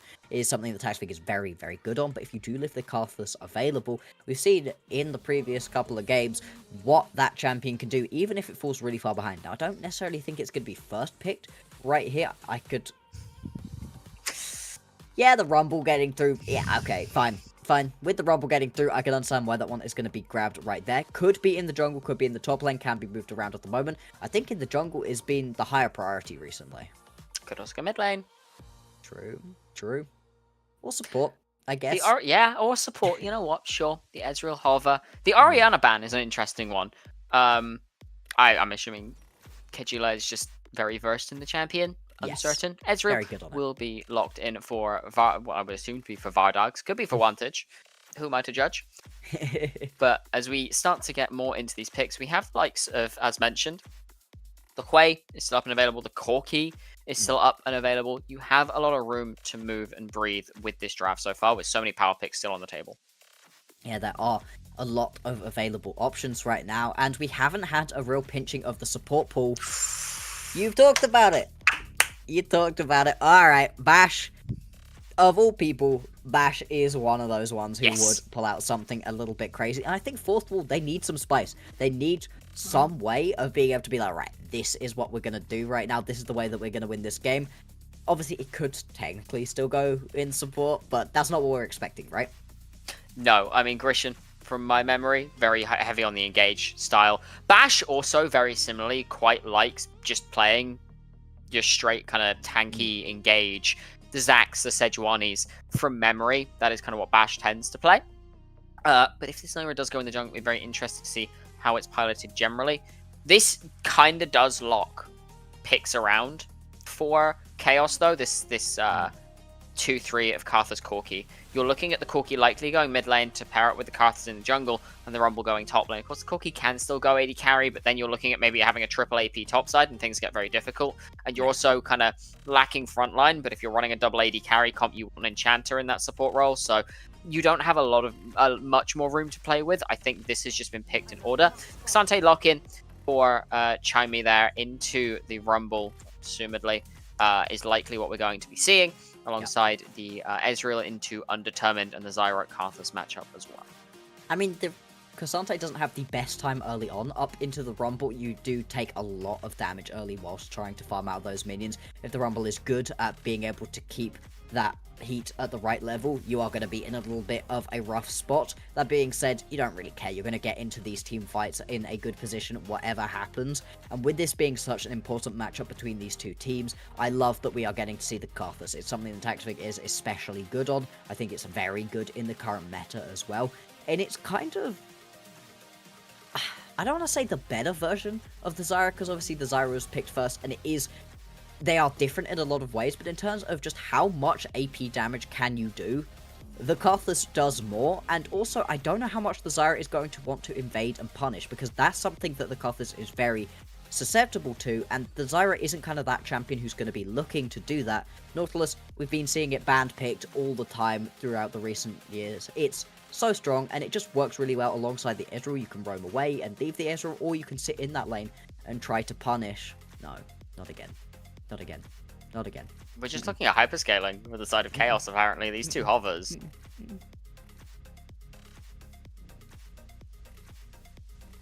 The silence is deafening. It's going to be the Smolder locked in for Certified there. The Snilla looking for a tank to pair up with it, you would think. I hope you have a chair. I hope you're not standing the whole day, because we could be here a long time. The chair is there, don't worry. Good, because otherwise, oh boy, the Smolder that we saw yesterday just kept us in the game for so unbelievably long, and by the end, it was hurting incredibly badly. That being said, the early game sucked. It was also alongside the Karthus.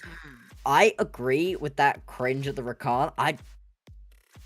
I guess you needed some engage somewhere, because without some engage, you have nothing. I don't know Rakan's the pick, though. Alibaba's up and available. I know. So needed the tank and the engage, and that's the alley. You want, like, some kind of enchanter for the double AD carry, right? It makes sense. As the Ass will lock in for advantage. Interesting. Solid into the Corki. We'll touch on that in a second. I'm known as the Xayah main caster, right? People forget that I used to be a Rakan main. You don't want Rakan into Nautilus Zyra. Yeah. You're not going to have fun. You're going to dash in. You're not going to be able to get back out again. It's not going to be a case of you dash out, locked down and dead before you get the chance to even try. Sure, the Warmogs is going to help a little bit, but I don't think it's going to help enough. Looking more generally at these compositions, though, there's goods and bads for both sides, right? I mean, on one hand, you're very squishy. You don't really have a solid go button outside of the Rakan. And if you can't just one-shot two people off the get-go, you're going to struggle. On the flip side, though, you've got a much more standard kind of composition with some interesting elements. So talk us through these and then give us your prediction. Who's taking this one away? I mean, in this game, it's fascinating. The fact that I am so appalled by the Smolder, not because I think it was the wrong pick here, just Smolder in general, that I wasn't even thinking about the fact there's a Yasuo on the other team. You're so right.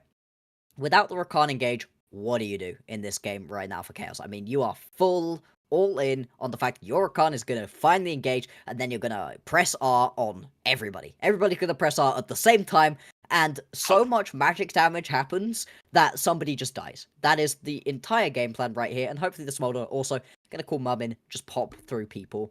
As Chaos, you are taking the first 20-25 minutes of this game and saying, nah, I don't like playing that stage of the game, actually. We're going much later, and I think that then puts a lot of onus right here on Fourth Wall and saying, hey, you've got to try play this a lot more accelerated. I think their composition is pretty good at that in a lot of ways.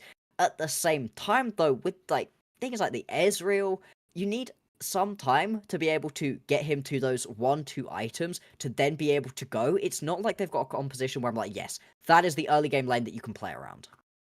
I have one problem with this whole kind of Rakan engage and everybody presses R. 2 of your ultimates are blocked by Wind Wall. Yeah. The third really isn't an ultimate anymore. No. So I think that the ceiling of execution is significantly higher for Chaos, but so is the floor. Yeah. If you can't hit that floor of execution, you're just going to get run through. Whereas Fourth will have a much lower ceiling, but a much lower floor to go with it. There's only so much you can do with this composition into this opponent if you can get to it, and it's a bit different. Now, who do you predict to win this game? I think it's gonna suck the whole way there, but I think Chaos are gonna take this one. I think we're gonna see the Smolder get online late enough into this game and be able to pick this one up. I think that Fourth will have had some real problems with being able to actually close out games, and they have had a situation where they have drafted the composition where they need to close out a game early, and since they're not great at that, I do worry that this game is just going to get stalled out. I think we could be in a situation where they're pretty far ahead, maybe even 10,000 gold ahead, but they're not quite able to close out this game. The Smolder starts getting the stacks, the Karthus is full build, and just destroying people with one ult press. It's a really, really strange composition, to be honest. Out of both of these teams, a little bit more so, obviously, on the side of Chaos, but I just think that they're going to be able to take this one. I mean, Aspect of Chaos is as Aspect of Chaos does. There's a team called Chaos. I can't say no. Yeah, I mean, it's there. Yeah, the script writes itself. It's great. Now, we will be into game shortly. We are experiencing a short pause for one of the players having a mouse issue, but we will be in game very, very soon. But as you mentioned, we're not really looking for anything early in this game. So in regards to early objectives, Grubbies and Dragon, what do you think we're going to be seeing coming out of these junglers? Do you think one side's going to prioritize one over the other? Do you think we're going to see big skirmishing over them? As we, I'll hold that thought. I'll ask you that question again in a second. As the game is now ready, let's load onto the Rift for game number 3, everybody. Let's go. I want to see this one. I mean, I see the Smolder. I don't love the Smolder, but that's just because I was scarred a little bit yesterday. Let's see what you can do with it. Now, Zyra on the board, you're asking what happens early. Zyra ganks early can be really impactful. Obviously, most AP junglers prefer to just sit in the jungle, farm. They're not interested in getting involved too early. I think Zyra can do that, certainly, but I would actually rather see Bash get involved in these lanes and use all of the CC setup that Zyra has to get these lanes ahead and accelerate the game. Don't put yourself in that situation where you are late on, where you do have the Karthus and the Smolder getting online. Yeah, I think if you can close this game out quickly, you have to. You don't really get to play the long game into Smolder Karthus. It's just not really a thing. Although it is worth mentioning that with Smolder having lost access to Spellblade on that Essence Reaver, he's significantly weaker. Yeah, it's not going to be anywhere near as strong as it used to be, right? But do you think that is going to be enough?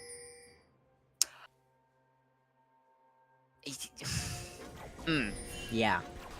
The answer to that one. question is very, very interesting. Because I've played a good bit of Smolder since the changes came in, and the champion is still fairly broken. Yeah. In pretty much every lane I've been in, as we see a bit of an invade coming in for Chaos here, I'm going to hold that thought. So it looks like we could see a bit of a fight. Chimey and Bash here, Wantage moving in now as well. Nikui going very low. The Ignite dropped onto Wantage. It's a decent trade for now, but there's a lot of health being lost. Wantage stepping back forwards, a lot of damage going down. Tagsvig now looking onto the top side of the fight. There's the plants. They've been set up though. The dash forward, catch onto Tagsvig. First blood for Bash, and now Nikui is so low as well. Kajila will take back onto Chimey. Nikui runs away, but already trading the 1-for-1, already falling behind on this Karthus. Everything is falling to tatters.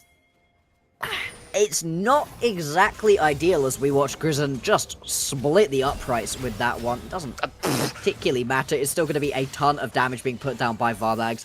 Certified really does not do a lot of damage at this early point. Yeah, I mean, I'm always going to take an Ezreal over a Smolder at this point in the game, especially when you pair up with the Nautilus. I'm really not going to be able to do much. God, I feel like Grizzon doesn't have the lollipopping on. I was going to say, I thought that landed. Yeah, remember, you're playing Nautilus. You hit those. Hopefully the champion remembers that it's a little bit busted and should be landing in all situations. Importantly, the barrier was popped there for Certified. Yeah. Not having that is so bad early on. As we can see, Chimey just taking so much damage. This is what we were talking about in this early laning phase.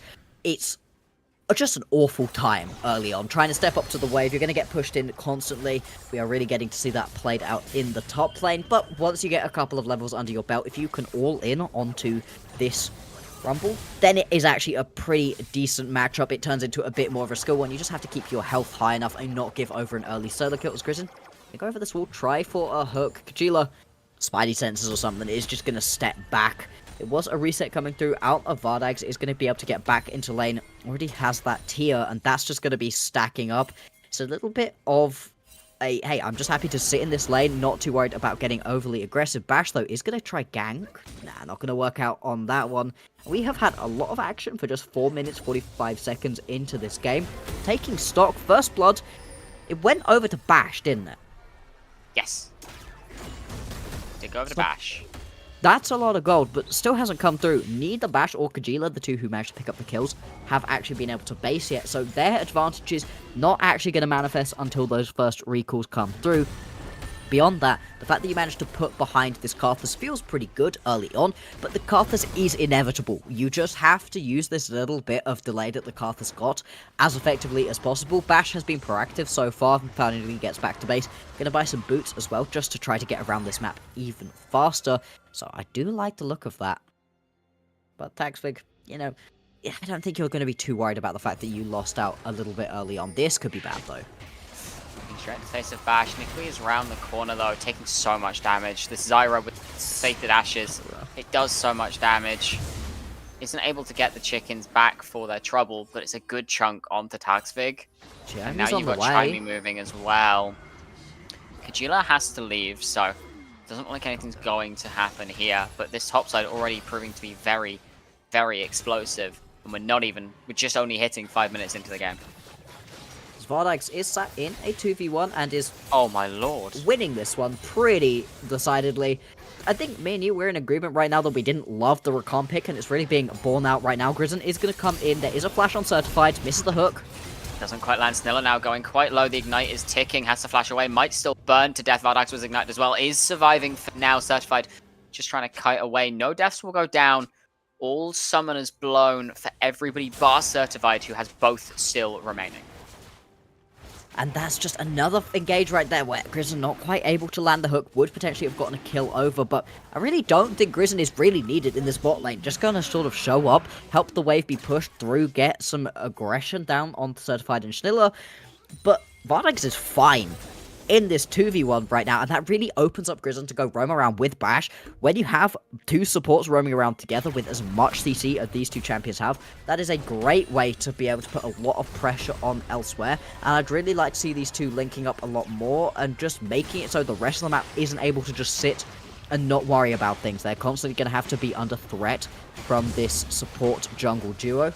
Taxfig going to be picking up this first set of grubs. We did see the early Drake going over to 4th wall, so it is going to be the standard trade. Yeah, nothing too explosive.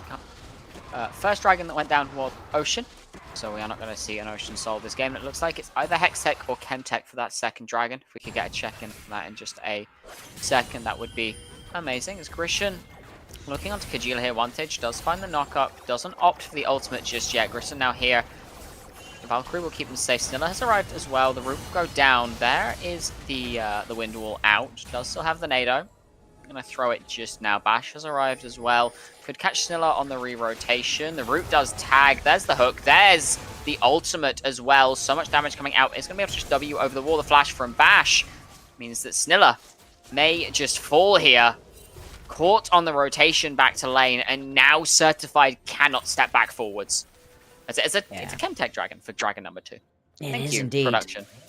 Yeah, thank you, Zoe, for showing us that one. And, I mean, I think getting the Chemtech early on, get it out of the way, is going to be pretty huge right here for 4th wall, as they're able to use this combo once again, nice effectively. Like we said, Grizz and Bash, they can work together. Vantage, though, is going to get surrounded in his own jungle. Certainly is. Bash is now arriving. The flash away is good. The Ignite, it might not tick down Taxvig.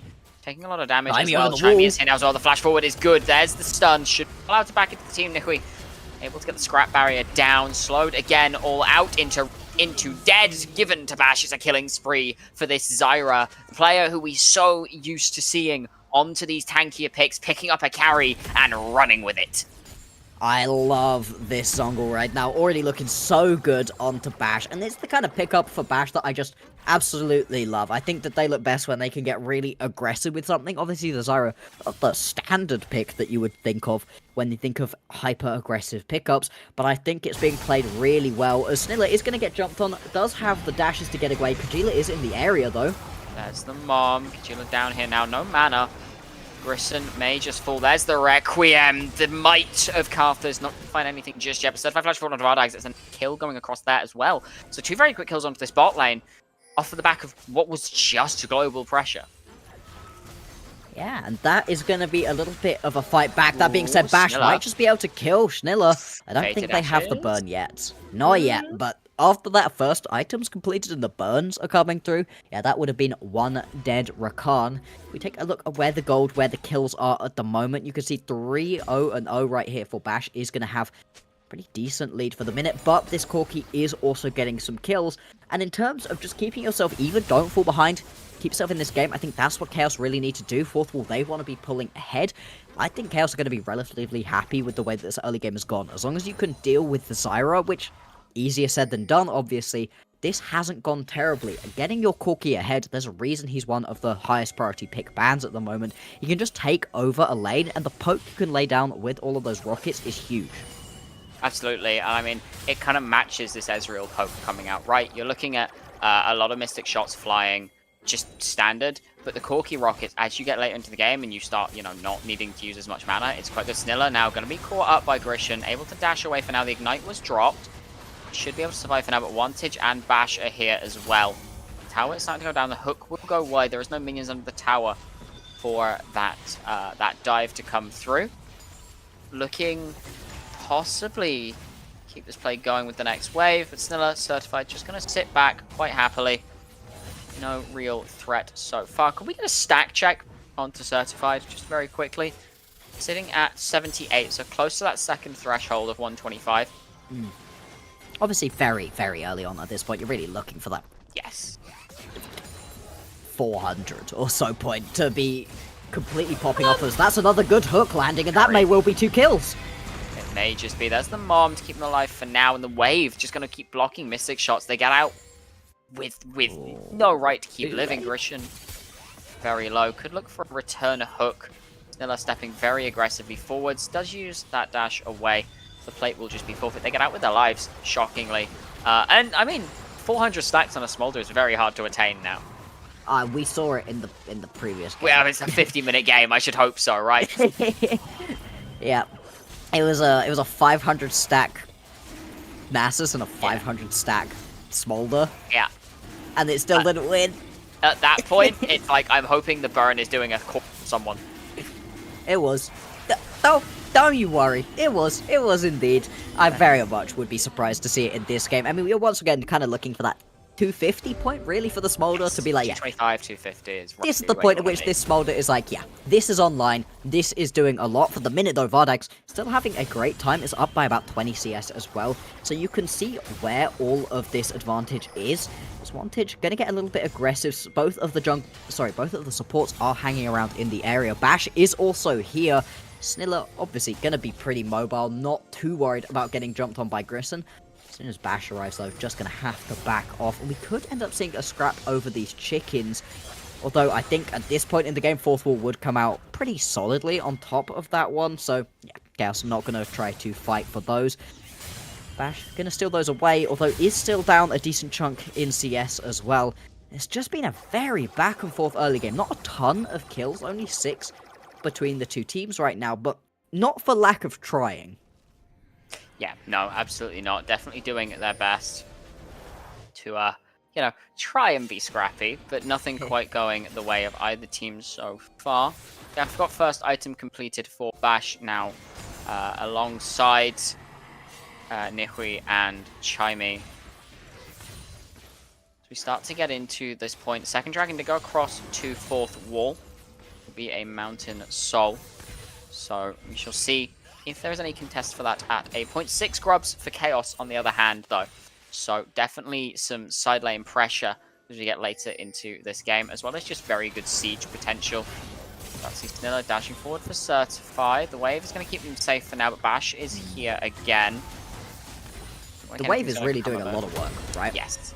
Vardax is, wave MVP at this point in the game. Obviously, I'm expecting that to change as we're going to get jumped, forced off of this tower. Even if you don't get the kill, you're still pumping more and more plates right now into Vardax. You're going to be more than happy with the way that this one is shaking out. Unlikely to be able to pick up the full tower. Obviously going to be very tanky at this point, but Hook lands. Hook onto Certified, but Snilla doing everything they can to keep them alive. And the execute coming through onto Grissom will at least trade 1 for 2. It's not ideal, but you'll take it. The Requiem the damage up. You do lose the tower, and the kill goes over to Vardax, so it's not ideal. Now Kajila and Tarksvig looking the dashes. Vantage, but he's just everywhere. And now Bash is here onto Kajila. Vantage dashing forwards. Kajila, no real mana, has to flash away. Nado won't land, and there's the blast cone. No! Very good tech coming out of Bash and Vantage there, using the blast cone as an allied knockup for the Astro ultimate. Beautifully done. Oh, I love that little bit of play right there. The second that you step on top of the blast cone, you're just sort of screaming at Bash to hit it. Pop that one. I mean, almost feels like a situation where, as Kajila, you don't want to step near that one at all. As long as you're in range of Vantage, you are gonna get popped right there. It feels like a Tom and Jerry skit. It does, a little bit. That is incredibly funny to watch. I'd love to see it with a little bit of clown music over the top of, not necessarily that Kajila did anything wrong. It was a little bit over-aggressive to try to dive onto Vantage. The amount of mobility that this Yasuo has is insane, but it was just a really good response out of Forthwall, and I think that's what we've been seeing more than anything. The 100% kill participation on Bash is the main point throughout this early game, right? Bash has been so proactive, has been everywhere on the map. Look at this. It's a beautiful Zyra skin, and it's beautifully executed. Plus, we've got that Leandri's finished as well. So the burn is going to come through. There's a couple of kills that they were not able to pick up that now you are going to get. Low health bars are no longer going to be a safe space to be in. They're going to use this advantage that they have got for themselves right here. Forthwall going to pick themselves up this Herald, and I really doubt we're going to see any sort of response. No, it's very hard to try anything. Kajila not got that TP. Nikwi forced under the tower in that top side. The Herald will go down. Dragon is up in 50 seconds, and that has to be on Forthwall's radar as well. It's Grissom looking aggressively in the mid lane, isn't quite able to find anything. Bash moving up towards this top side, just trying to secure whatever they can. If they can knock down this top side outer, they suddenly have so much more room to play with on sides, and then can commit resources in towards this mid lane. Just going to drop the red carpet to clear the wave. And this tower is going to go down right here as well. So we're seeing quite a lot of these structures falling. Something I think we... Oh, hang on, Vantage needs to be careful here. Is going to get collapsed upon. Spots the risky situation. Snilla arrives a little bit too late to be that bit of CC that you need. And that's kind of the thing with this Chaos composition, right? If you don't have the Rakan there, people can just sort of walk away from you. You're very reliant on at least hitting a stun, hitting a slow, or something maybe to be able to set yourself up for these kills. There are 3 Leandries in this game. I mean, the burns are going to be just crazy right now, and... Good hook onto Snilla. Able to dash away, though, is the only real concern. TP in from Kajila, but there's no real follow-up. Once that Yasuo ultimate's down, another hook lands again onto Kajila, and now everybody starts to come forwards, going very low, but no death just yet. The Zyra ult goes a little bit wide.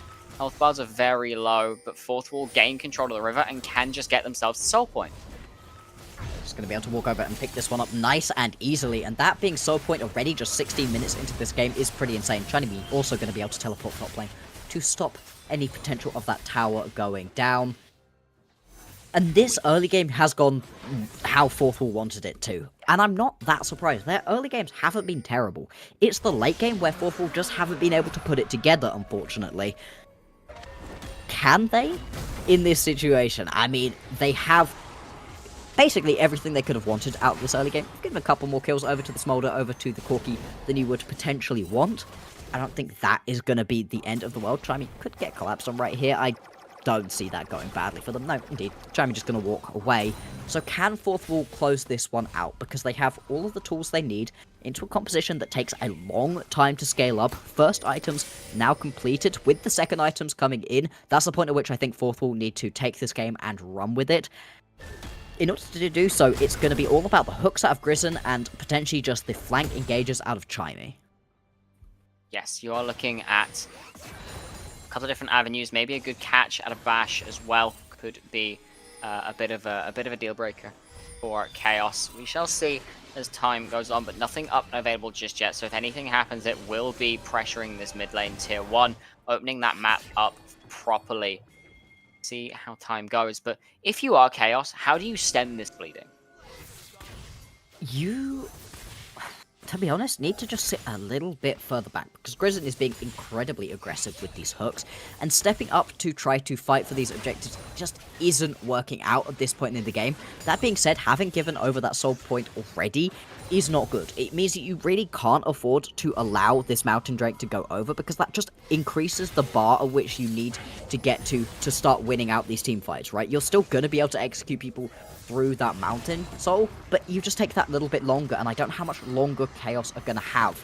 So as long as they can sit back, chill, at least for the next 3 minutes, and then go fight for this Drake, I think that's going to be an okay way of doing this. They're getting engaged on again, though. Good hook onto Toxic. Nothing really to Grison's way follow. out of Grison is just dead. 3 ultimates dropped for it. Is not the situation you want to be in. 3 minutes into the Dragon, as you say, so it's not the end of the world, but the Baron is up in 40 seconds. Most of those ultimates will be back up. Who picked up the kill? I didn't see. Was it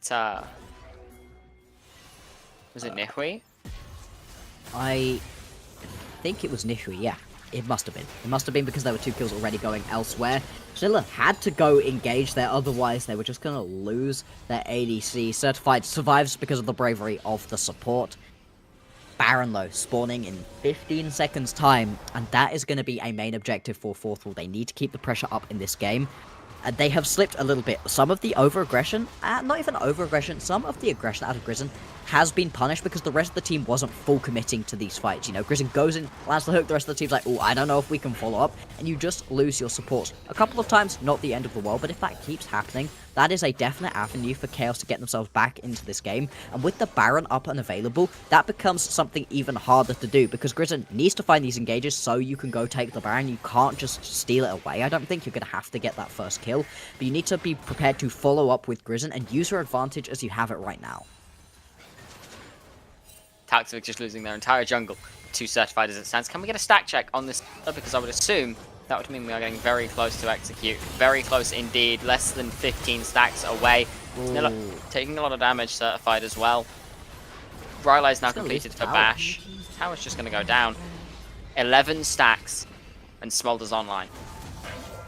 Yeah, oh, Kajila just going to have to go over the wall, but I don't know if they're going to get there. They are. Okay, there's the flash over from Wantage. Good blast, Kona. Now Snilla's here to catch out Wantage. It will just be a return for Kajila. Too quick on the button for that last breath. Will just spell the end for Wantage. Yeah, unfortunately, the Wantage has already used that one in the first bit of that fight. Really needed it for that over-the-wall fight. Instead, doesn't have it. Just going to get taken out, and that's a really good return kill. And this is the thing with Chaos's composition. Portal, they don't necessarily know which fights to go for, where to find their advantages, even when they are in a good spot in this game.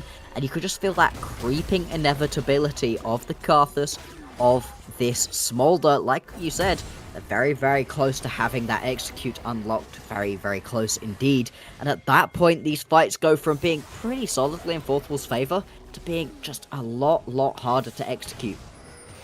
Very soon, for this next Drake spawning, Fourth Wall, they would love to pick it up. I don't know if they're going to be able to, though. If my counting is correct, 2 more stacks for certified. And it is that time. Kajila teeping into the river. This Dragon is going to be the next big objective to look at, and everybody is here ready and waiting. 2-2-4. 1 more ability landed. 1 more minion killed with Q. That is all is needed for Smolder to truly come online. And you just know, the second a fight starts, health bars are going to start to vanish. Oh, Baron pings. Baron pings coming through from Fourth Wall. They know that everybody from Chaos escaped out of the pit around the bottom side of the map. They're still going to be able to get here to this pit, but there is a tiny window potentially to try steal it away. The teleport coming in. This is a full commit from Fourth Wall. It is, and it's melting. The damage is so good. There's a Zyra ultimate buff up the plants. Nihui is here as well. There's the Mom. Now going at 4,000 health. There's the ultimate on to Certified. Snilla is in alongside Vardags, and it's slain by Bash. But Smolder is online, and the fight can start to run. All Fourth can do for now is run. Vardags stuck in the backside of the pit, and now Tagsvik stepping too far forward. Is just going to die. He doesn't care. The Requiem is good, and there's so many low health bars. There's one already dead in Grishan. Bash running for the hills. Bash It's a big lives. shutdown on their head. Vardags stopping the rest of the team out. Nihui flashing forward. Snilla jumping forward for it. It's not enough. Snilla going so low. It's going to be traded. The across. burn, I the think plant. Nihui dies as well. Bash finding another 2 on the backside of that fight is insane. Yeah, Bash just managing to clean house right now. This has been an incredible performance on this Zyra. Even if this ends up being a loss for Fourth, I think Bash can be very proud of the way that this game has played out. 3 Barons do manage to escape right there for Fourth. I think it was a brilliant call out of them to know that you just had the tiniest of windows. But that is a Smolder going into a team fight where you are just over the threshold of getting your execute. Imagine in another 10 minutes time, just how terrifying this Smolder can be. That being said, hey Luna, are we not very happy that they changed the Smolder so other people can't proc the execute? Because in that team fight, with that Requiem coming down, it would have probably been a quarter kill, if not just a full ace. Yeah, it's very handy that they decided to do that. And also the fact that they changed it to the execute go up with stacks, but instead the burn damage goes up with stacks. Yeah. As someone who played a lot of release Smolder, you know, even I'm happy that's gone. It got rid of a lot of the... Yes, I play pretty much any AD carry releases because I'm just that stuck in my role at this point. I haven't played a new champion in years. I think the last new champion I played was Set. Good choice, to be fair. Hey, he's fun. He's really good fun. No sets in this game. No sets for a while, to be honest. But the Smolder is doing really well. I mean, at this point, sure, you didn't get as many kills as the release Smolder would have, but you're still gonna be very, very happy with picking up the couple that you did and taking a couple of those Baron buffs away. This Baron power play out of Fourth Wall has not been that strong at the moment. I mean, oh, I really thought Wanted was gonna go in onto that one, I gotta be honest. I'm very surprised, actually, about the restraint being shown to not go in. This could be the engage. It could be. There's the ultimate on Kajila. There's the ultimate on the Vantage. The hook does land as well. It's just a dead Corki. The shutdown go across the Vantage. There's the Requiem. Shouldn't do much of anything with that shield bow into effect as well. Actually, a very good catch. It is a very, very good catch. The shield bow being procced is at least something in return, but it's a pretty short cooldown, so you're not going to be too worried about that one as Wanted right now, and they're going to be able to push onto this bottom lane turret. I don't know if somebody's going to be able to get there in time to respond. Yeah, indeed, you are going to just pull Tagsvik down into this bottom lane. And so the Baron power play not necessarily picking up structures at the moment, but you still get that 1,500 off of just killing it, and then you're able to get a couple of kills and use the tempo of the reset to just keep the pressure up. This is Fourth Wall using it about as effectively as they can, with a very short-range composition that's always going to struggle to actually siege onto these towers. Yeah, the real thing you want for sieging in this game is you want Bash and Vardags to just be able to throw out abilities, chunk out a couple of members, and then look to fight. A lot of the fights we've been seeing have been very quick, very forced. You're going in at full health. You haven't given these champions time to allow their damage to come out. And for Vardags, you also haven't allowed time for that Spell Force to stack up, Rising Spell Force to stack up either. So you start losing out on some of that attack speed as well. So a couple of things that could make this a bit easier for. But for now, it's still going very much in their favor. Where's the engage? Where's the engage right now? Because, I mean, for Chaos, it really is just the Rakan. Snilla finding it very hard to actually find that initial bit of engage. Teleport coming in. This is huge. This is very... They just don't want to give over soul, but the damage coming out of Vardags is insane. Bash has found 2 on the route. The knockup will land onto 1, and Snilla is trying everything they can, but Kajila is deleted from the fight. Snilla next to fall as well. Requiem, though. But the Requiem plus the Smolder Burn is enough to take 1 in return. Wantage will fall. There's the Mom, but there's no damage dropping onto Chimey. Certified, the only member left standing, and now there's no real way to try stealing this away. Vardags dashing over the wall. It's a lot of damage. It's a lot of damage. A good flash coming out of Certified, and there Vardags should burn to death. The all-out will carry the Smolder further away, and it's a shutdown. It will be Soul secured, as well as a clean ace for the side of Fourth Wall. And without that initial engage out of Bash, that fight does not work, but it is huge. Bash using everything so effectively right there. I mean, that ult, right? That was possibly one of the best Stranglethorns I've seen in quite a while. It doesn't actually catch as many people as you would have expected, but it just bought so much space, stopped that initial bit of engage out of Chaos from working out, and then it does catch on to enough members to get those kills. Still, Smolder was able to pick up a couple on the back side of that fight, and you are just so scared. The amount of damage that the Requiem did, the amount of damage that Certified was able to do, even without any frontline, just makes me worried a little bit. But Fourth Wall, they are keeping themselves in a good spot in this game. 3,000 ahead and having that soul. It's just that much harder now to be able to pick up those kills, get people into that execute range.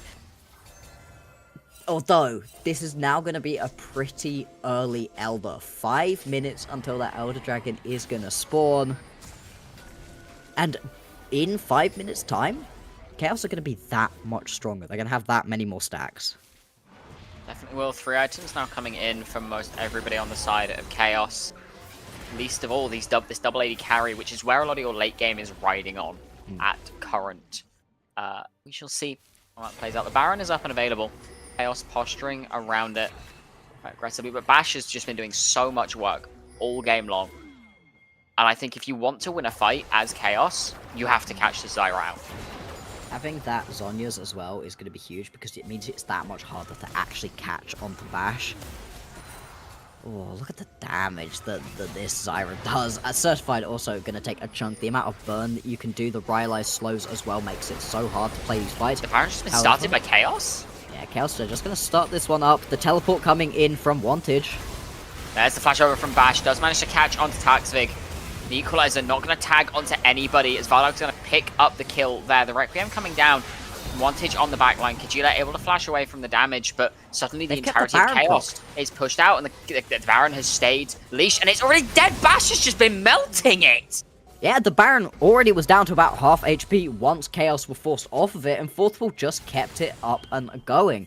Schniller also now just going to have to jump over the wall. Nah. Right. Nah. There it is. There you go. It's very hard to catch a Rakan in a situation like that, especially when you've got friends over the wall. That's not going to be a Baron for Fourth Wall, and they're going to be pushing forward, trying to crack the base. The scaling is online for Chaos, but it just doesn't feel like they can find the fights. It's really hard when it is just the Rakan as your engager. We said it during the draft, we've said it again and again throughout this game. They just don't have the engage to be able to make these champions work. I mean, once again, Bash finding the perfect angle over the wall into the fight allows for it to start to go massively in favor of Fourth Wall. Doing so much work this game, allowing so much space, and now the second inhibitor tower, the hook lands onto one. Wantage flying in as well. Sniller should just fall here. And suddenly, every health bar is gone. The Bash did so much damage. Wantage did so much damage. This could just be the game. 2 Baron-empowered waves crashing in. Kajila certified, Nihui and Taoxvig, the only ones left alive. There's the dash forward from Chaimi onto Nihui. Will just fall, and now everybody's dashing for Kajila, getting caught out by Vardags. Chaimi will fall to the Smolder execute. The hook lands onto the Smolder. The Smolder is dead, and that is just the game. It's clean, it's calm, it's collected. There's no Requiem. Fourth Wall will take their win against Chaos. I did not trust in Fourth Wall to be able to close that game out, but they did. They found some good fights. I really enjoyed the way that they played this game. They didn't get as far ahead as I would have liked, but Bash on this Zyra jungle was so clean with it. Incredible performance. Chef's kiss from Bash, honestly, finding everything and anything to give Fourth Wall that lead. Honestly, the MVP of the game for me. Yes. Just without a doubt. Did so much work. Chaos, they almost reached the point they needed to get to, but it wasn't quite enough today. Now, we are going to go to a very short break. When we return, we will have one of the members of Fourth with us for an interview. Don't go anywhere. We'll hear what they have to say very soon.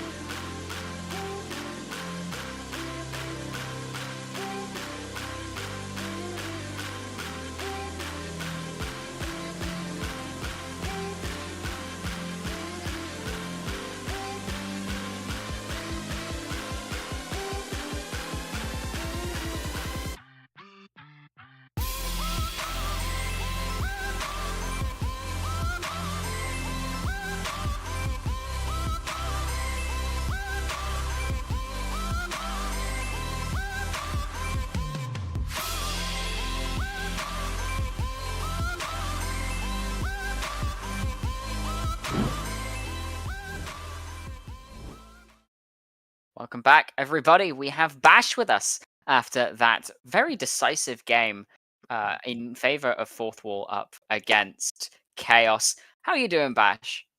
I'm doing fine. After a bit of a lost streak, we're back. 2-game win streak. It feels good, and the morale is high on the team. So What we like to hear. Now, I'm going to jump straight in with it. Coming into draft in this game, were there any concerns that you guys have? I mean, a lot of power picks were left open, right? We're looking at the Zyra. We've seen a lot of Hui being taken away. Of course, that Rumble, the Corki. Were there any concerns for you guys coming into the draft, or did you kind of have a set plan that you followed to a T? I mean, I remember Greason, my support. He does a lot of drafts, right? He's the goat. We were kind of worried about the Rumble, Vi, Oriana, like the Wombo combo, right? So that was a part of our draft ideas to like not let that go through at least, right? And then securing a AP jungler for me to create some havoc on the Rift. It's also game plan, right? That was usually what we went with. Yeah, and I mean, it clearly worked out very effectively for you. I think we'll zoom in a little bit onto that Zyra pick. It clearly worked incredibly well for you. You seemed pretty proactive with it early on as well. Is that what you think the Zyra is good at? Because often the AP junglers are more about just sitting in the jungle, farming up. The Karthus is a great example of that. Do you think the Zyra can actually be a lot more proactive? I mean, it's still something that like I'm figuring out, right? Because we had our second game where it was Karthus and 4-0, where we lost that game, right? Because I was not too proactive. So I'm doing a little bit of a newer playstyle because you get so much free time in the jungle with this pick, right? So you clear so fast, so you have so much time on the map where I can just sit and do objectives and sit bot and pressure, and then we can kind of use our tempo in this way. Also because they had Smolder, so Yeah. we wouldn't really want to play slow in on this game. Yeah, absolutely. You are so right about not wanting to play slow with the Smolder. When you saw that draft that had come out of Chaos right there, what were your thoughts? Because we were sat here like, that's a little bit of a crazy draft. They kind of only had the Rakan for the engage. Were you worried about anything in that draft beyond, Smolder going super late game? Yeah, I mean, I think my biggest worry was that they had a lot of poke, and if we didn't set it up correctly, like we saw in the fourth Drake, I think, where they got it, then we could be like in big trouble if they could get a good rumble out, and we were just like splitting apart. So I think that was the main part. Right? Yeah, and I mean, one final question for you just before we let you go. Coming off the back of this game, how are you feeling in your playoffs? Are you confident going into the next couple of weeks of games, or are things still a little bit touch and go? We'll see what happens. I mean, I think there's been ups and downs in the fourth wall roster, right? We have had a swap of our top laner, and a bit of a loss streak, but I think we're pretty good right now, and we're just looking forward, taking it game by game, and having some fun. So I think we can probably take it far. So. Brilliant. That is exactly what we love to hear. Thank you so much for coming to chat to us, Bash. Once again, congratulations on the win. And for those of you at home, do not go anywhere, because when we come back, we'll have our last game of the day between Rose and Unique, who currently sit top of the table. So it'll be an interesting bash between the two teams. Pun not intended. Don't go anywhere. We'll be back very soon.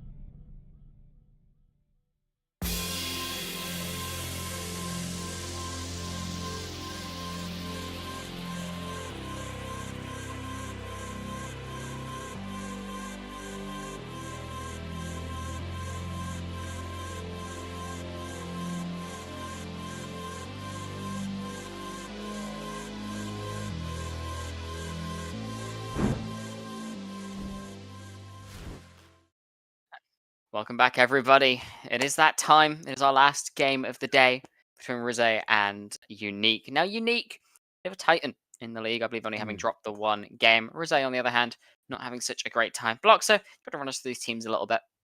Yeah, I mean, you said it. Unique have been a dominant force in the league so far. They lost to Garden Gaming. They actually got taken pretty far by Lazy, which was a little bit surprising, honestly, after the performance we saw from them up against 42. So they're not infallible. You know, you can get yourself some leads. It's just an unfortunate situation with Unique where it feels like they just teamfight better than you do. It'll be scrappy, it'll be back and forth, and then all of a sudden they're going to ace you, they're going to win the game. Super crazy. Ruza, they have not been having a good time. They picked up a win against Garden Gaming. They looked good in it. So it's not like this team cannot find wins, but it's just really unfortunate that they just don't really know where to play through. The most effective we've seen from them has been when they play through Anibot, so I'm hoping they can do that again today. Be interesting to see. And of course, on the other side, Unique, very known names there. Specifically, this bot lane in Deadhound and Touch. Been around for a little while. The Ivan and Zyra bans starting to come through. We'll start to see how these teams, where these teams put their priority and how they want to come into this draft as the bans go forwards. Although with both the Ivan and the Aatrox being removed, we are looking at, again, possibly one or two of these power picks starting to make it to the surface. Yeah, indeed. I mean, how many of these sort of niche picks can you ban away and then still have all of those priority picks covered? You really can't, so we are going to see something slide through. We've seen a lot less priority on the Tristana today than we have in previous weeks, so I am a little bit surprised by that. We could well see it today, though. Anibot can play that one incredibly effectively, and I think would like to be able to pick that one up, especially when you have that red side for Ruza. A first pick of the Tristana I think works really well. You can still flex it down into the bottom lane if you want that one. Be interesting to see if Unique are going to ban that one away. Dusty, Deadhound, they both play that way, so that one being taken off the board makes a lot of sense. It is going to be left open and available. Do Ruza have something else specific they really want to pick up, or... No, I mean, when you leave it open and the red side has the ability to pick it up, I would be very surprised if this one isn't locked in. Absolutely, and I mean, the triple AP jungler ban away, though, definitely makes it a little... in a real option you've got left available.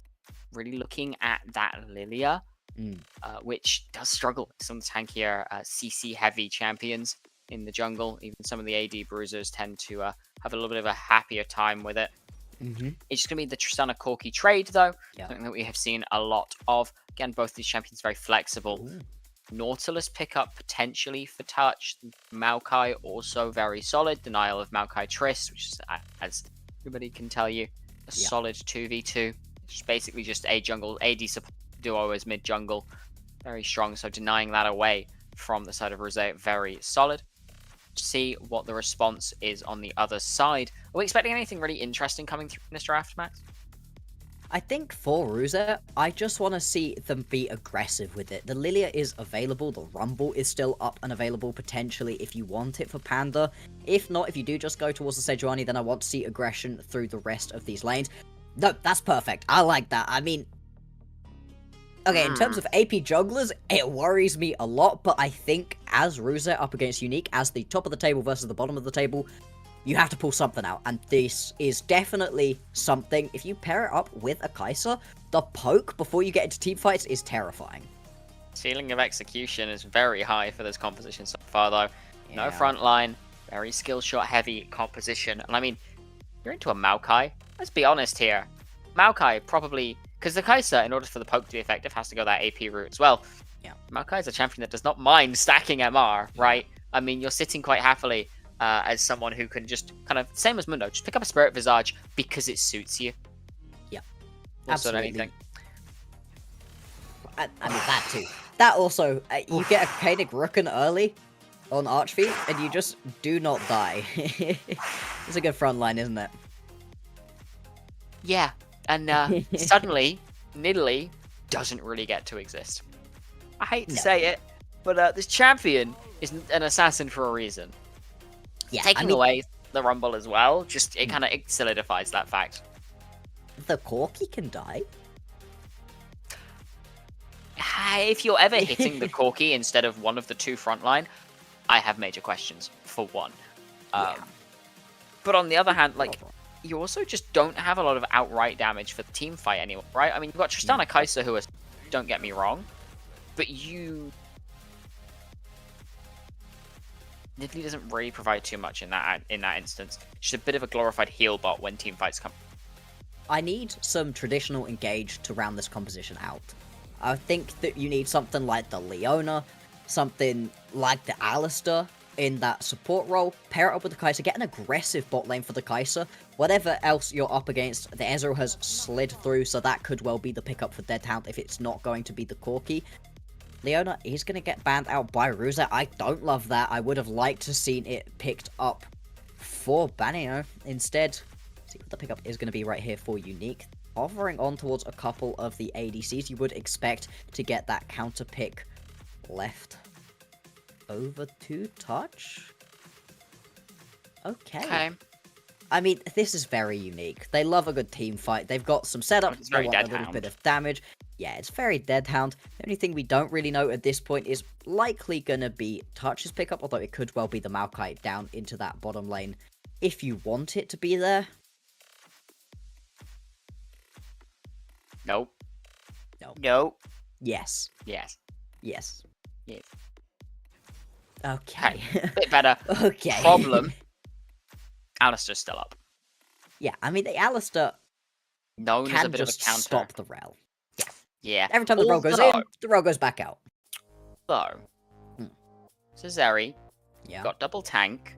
Mm-hmm. Could we see Touch's Enchanter arc? Known as a bit of a Seraphine player as well. I like this. I like this a lot out of Rosette. This is what they needed to round this composition out. I was kind of expecting it to be the Leona, the Alistar, and then I was going to say Ornn as a top laner. Just something that gives you that long-range, non-committal engage, because Rel is very committal on that engage. I do like what Ruza have rounded this out with, but Unique, this is a much better angle for the Rakan. We've had quite a lot of angles today where being like, I don't think the Rakan was the call. In this one, it works a lot better. It works really well with the Zeri because you can keep up with her, leaping over a wall. You can work very well off of each other.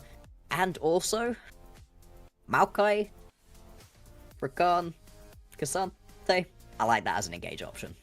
Not only that, but Touch's Rakan is very good. Titan Touch's Touch Rakan were is- a terrifying duo with the Zyrakan. That was a time watching that. Yeah. That was scary. That was really scary. It was good fun. I missed that bot lane. Oh, gone are the days. Gone are the days. But alas, looking generally over the course of both the compositions, neither side really standing out as like a, yeah, okay, this... Again, Ruze, high ceiling of execution, but high floor of execution. Unique, only ever so slightly lower ceiling, but a much lower floor. It's much easier. It's a much easier to execute composition, right? So generally speaking, predictions-wise, and who has the easier time-wise, it's Unique. I'm inclined to say as much as well. What does this Nidalee do? I think is the beginning, middle, and end of this. I really like every other part of this composition out of Ruza.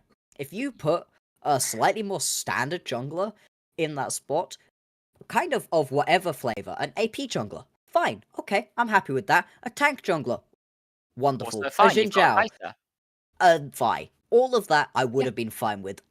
Kind of the only jungler that I wouldn't have loved in this situation is an assassin. So you're And looking at like we've got an Nidalee, assassin. Elise. You know, even Diana would have been fine here, but Nidalee and Elise are the two where you're kind of like...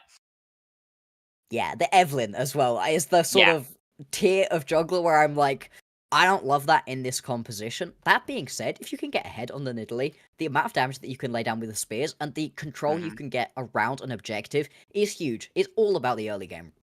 What can you do with this Nidalee? Can you get a couple of kills? Do you get yourself ahead?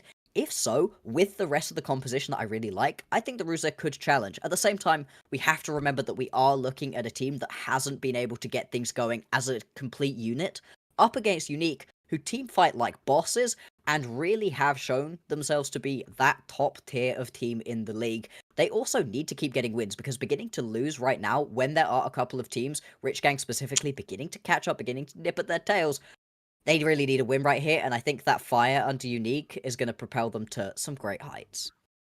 Certainly will. Now, one final question before we get into the game. Prediction. I think Unique take this one, but I want to see Ruza take. Like, I want Ruza. I think it's Unique. I think Unique. Yeah, okay, we're on the same page then. We are ready to get onto the Rift for game number 4, our final game of the day. Say hello to our little squirrel, rat, deer looking friend. And be ready and waiting for the teams to get themselves out on the map. Expect any level 1 shenanigans this game, Mac? You could potentially try to go for something as Ruza. Anytime there's a Rel on a squad, that's always a little bit of an option. It doesn't look like we're going to get anything too exciting right now. It could be a little bit of an invade for Vision from Unique and their bottom side, but I really don't think they're going to be trying to get anything too aggressive right now. You don't necessarily need it. Sure, I think you do want to accelerate this game a little bit. As Unique, I don't think you want to go too late on when you've got a Tristana Kai'Sa. That's a deadly combo. However, getting that going level 1, I don't think that's necessary. No, not at all. No real rush for anything to be happening this game. For either side, really. Well, outside of, Nidalee hopefully getting some kind of lead.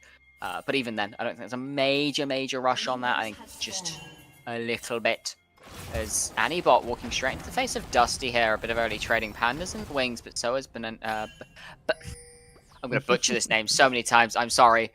Bananiasti. Yes, Bananiasti. Try saying that 10 times fast. No, thank you. I can't. No, thank you on that one. Looks like they are going to be starting towards these chickens, though. Pretty sound start for the Maokai. Does always open you up to the opportunity to try get an early gank off either top or mid lane. I don't think that's necessarily going to be the look on this game specifically. Sure, the Cassante can do quite a lot of damage to the Ornn, but not going to be that easy. Talking of a lot of damage, Touch, going to take a lot of damage right here. Touch specifically has been chunked out to about half health. This Rakan going to be blowing through some pots to try to get back to a good point in this lane. And that's what I want to be seeing out of Xnom and Baneo. You have got to get aggressive as early on as possible, because this Zeri hits a certain point where she's just so mobile. Once you use that lightning crash, it gets terrifying to try to play around. Absolutely does, Bananino. Looking for something with that mount up. It's just going to be zoning off of the level 2 for now. Meanwhile, across the rest of the map, everything pretty quiet. Touch able to heal back up a good bit from that early exchange. As well as the fleet footwork for Dusty, allowing the same to happen in this mid lane. So for now, things just a little bit back and forth. The top lane going about as you would expect, Ornn into Cassante. Bit of a wet noodle fight, bit of early trading, but outside of that, not too much going on. So, let's talk about this Nidalee, as we are going to see Panda attempting to get a little bit of an invade going. Not going to work out. Banayasti is going to be able to get away, and despite the fact you do have the push from your bot lane, so they will be able to rotate up quicker, you don't want to get caught out in the enemy jungle at this point in the game, not when everybody's sat at level 2, level 3s, don't necessarily have all of the spells to work with. Instead, just going to head off. This Nidalee is super interesting. If you can hit constant spears, if you can get a couple of kills and then hit constant spears, it makes playing teamfights so incredibly difficult. And in a straight up 1v1, the amount of damage that Nidalee can do is insane. Nidalee is also very good at executing dives. That being said, there aren't necessarily the lanes that you would really be looking to play around. The Ornn doesn't have the best time into the Cassante, especially early on, can get pushed in pretty heavily. We are seeing that, so there is a potential for the gank up there. But you don't necessarily have the damage to get through a Cassante early. Corki, very slippery. Same thing with a Rakan and Zeri lane, which makes it a little bit tricky to try to find those early kills that you really need to get this Nidalee ahead. You're up against a Maokai who, even if he falls behind, will be useful anyway, can just pop down that ult. Plus, in a meta where that Warmogs is so incredibly strong, can build a good mix of the AP and the tanky stats, and just do work through the saplings and the ult, even without having to go for that all-in engage. Not only that, but the Warmogs makes poke that is very difficult to land if you aren't landing it consistently. It makes it null and these tanks as well. So very interesting to see how this game plays out as things go on. On one side, you've got a very heavy teamfight competition. On the other, you've got one that poke down and then look to pick off the lower targets, as you mentioned during Champion Select. For now, early objectives coming up very soon. Dragon about 30 seconds out. Grubs maybe a minute 30. On those as well. So what do you think we're going to see priorities for these teams? Obviously, Panda trying to get some early kills. I also want to see some kills onto Anibot. I want to see some aggression. It is going to be the cold start, which is pretty standard on the Tristana at the moment. Getting you that early injection of gold is going to be incredibly important. But trying to play through Anibot feels like the best way to play for Ruza. We saw some games yesterday where you had both a Tristana and a Kai'Sa, but there was so much threat, so much backline dive. There was both a Vi and a Camille on the other team, so you just weren't able to survive. They picked either the Tristana or the Kai'Sa, said, hey, this is our person, killed them every single time, and it was so difficult for that team to play out those fights. There isn't the same level of backline dive necessarily. Sure, when there's a Cassante, he can always just walk into the backline and try to do what he needs to, but I don't know that you're going to be able to. Not when there's a Rel, not when there's an Ornn. Those are pretty good at just setting the front line, trying to be those protectors. And so I do wonder how effective you are going to be as Anibot and Exnom. If you're able to get ahead a little bit, or just even, and then get those 2 to 3 items, that's the point at which Ruza can really play these team fights, and you do have that good early engage to try to get into the backline. I think it's a priority for Ruza to just get through the early game, maybe get some kills onto the Nidalee, and then begin to look for those fights. I think it's very different for Unique. I don't think there's quite as much pressure on Bananiasti to get things going early on, as Dusty was getting ganked. Is going to be able to walk away though. Topside just a bit of trading away. The grubs are now up and available. Looks like the Rosé are going to put their focus for now. Bananiasti going to be happy with that one. Able to get that first dragon down. Hextech, again, as we mentioned earlier in the day, best singles rate to have, though not going to be too upset. Cloud is the next on the list, so looking at, I believe, a different soul to what we've seen today. I mean, we've got the potential for a Chemtech. What other souls have we had? Chem. We had Chem. Mountain. We had Mountain. And I think that was an ocean. I don't think it was a cloud. I don't think it was an infernal. No, definitely not And an it wasn't a infernal. hextech. Don't think it was a hextech. I'm not sure. It might have been 2 Chemtechs. Maybe I'm going insane. What's your favourite one? Not what you think's best. What's your favourite one to watch? To watch is Chemtech. Chemtech? Yeah. The map I change is agree. great. I think the map change is excellent. The blasting plants are just so much fun. Yeah, so fun. Just to travel halfway across the rift. Ping yourself no real across reason. the map. Yeah, just no real reason. You just suddenly appear in the enemy jungle after hitting one item, one plant. Bananiasti just clearing out a bit of vision. Panda also on this top side now. Touch towards the mid lane. Just seeing the supports start to unlock themselves. The AD carries not in any real threat at current. No, I mean, you can potentially try all in here as Exnom if you do get that full isolated Acathian Rain-off as the Kai'Sa. It does so much damage. And this is a trade I think we're going to see a lot. Yeah, that's the trade out of Anibot. You jump in, you're going to take a lot of damage off of that Gatling gun. Oh, Anibot may have made a mistake, is at least going to have another jump away.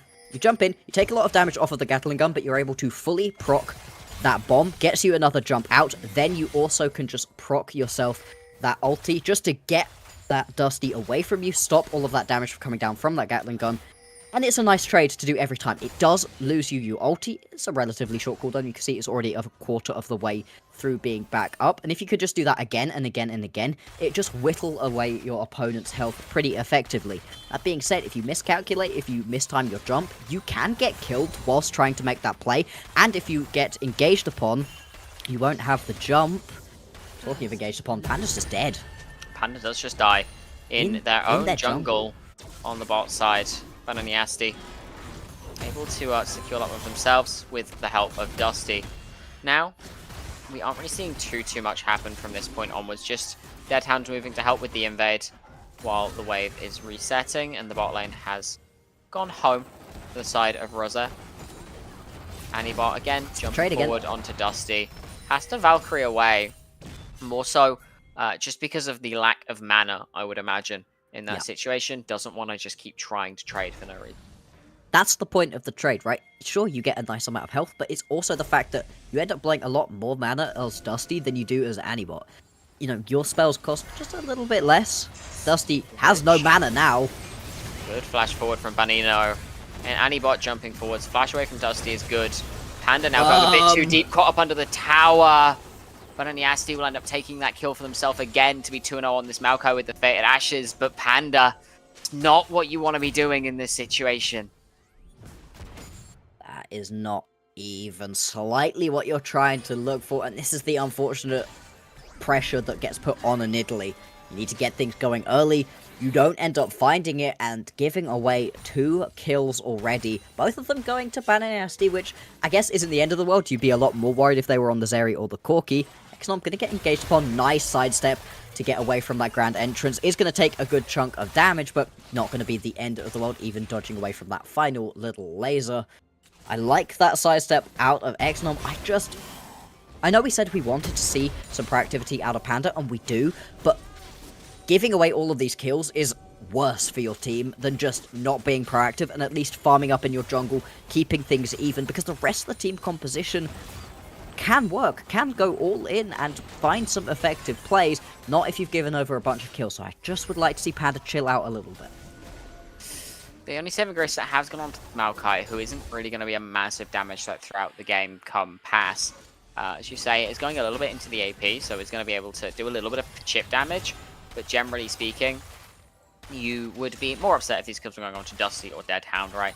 It's not necessarily the end of the world for the side of Ruze, but this does mean that the pressure for this second dragon very much in the favor of Unique here. So we will find out what the Soul Dragon is when this goes down. See Ruze moving in, but 4 members strong already. Cloud Dragon will fall. The mountain shall rise as we get the Mountain Rift. It's not forth. New. It's not new. I'm disappointed. It's not new. It's very sad. Could have had the Infernal.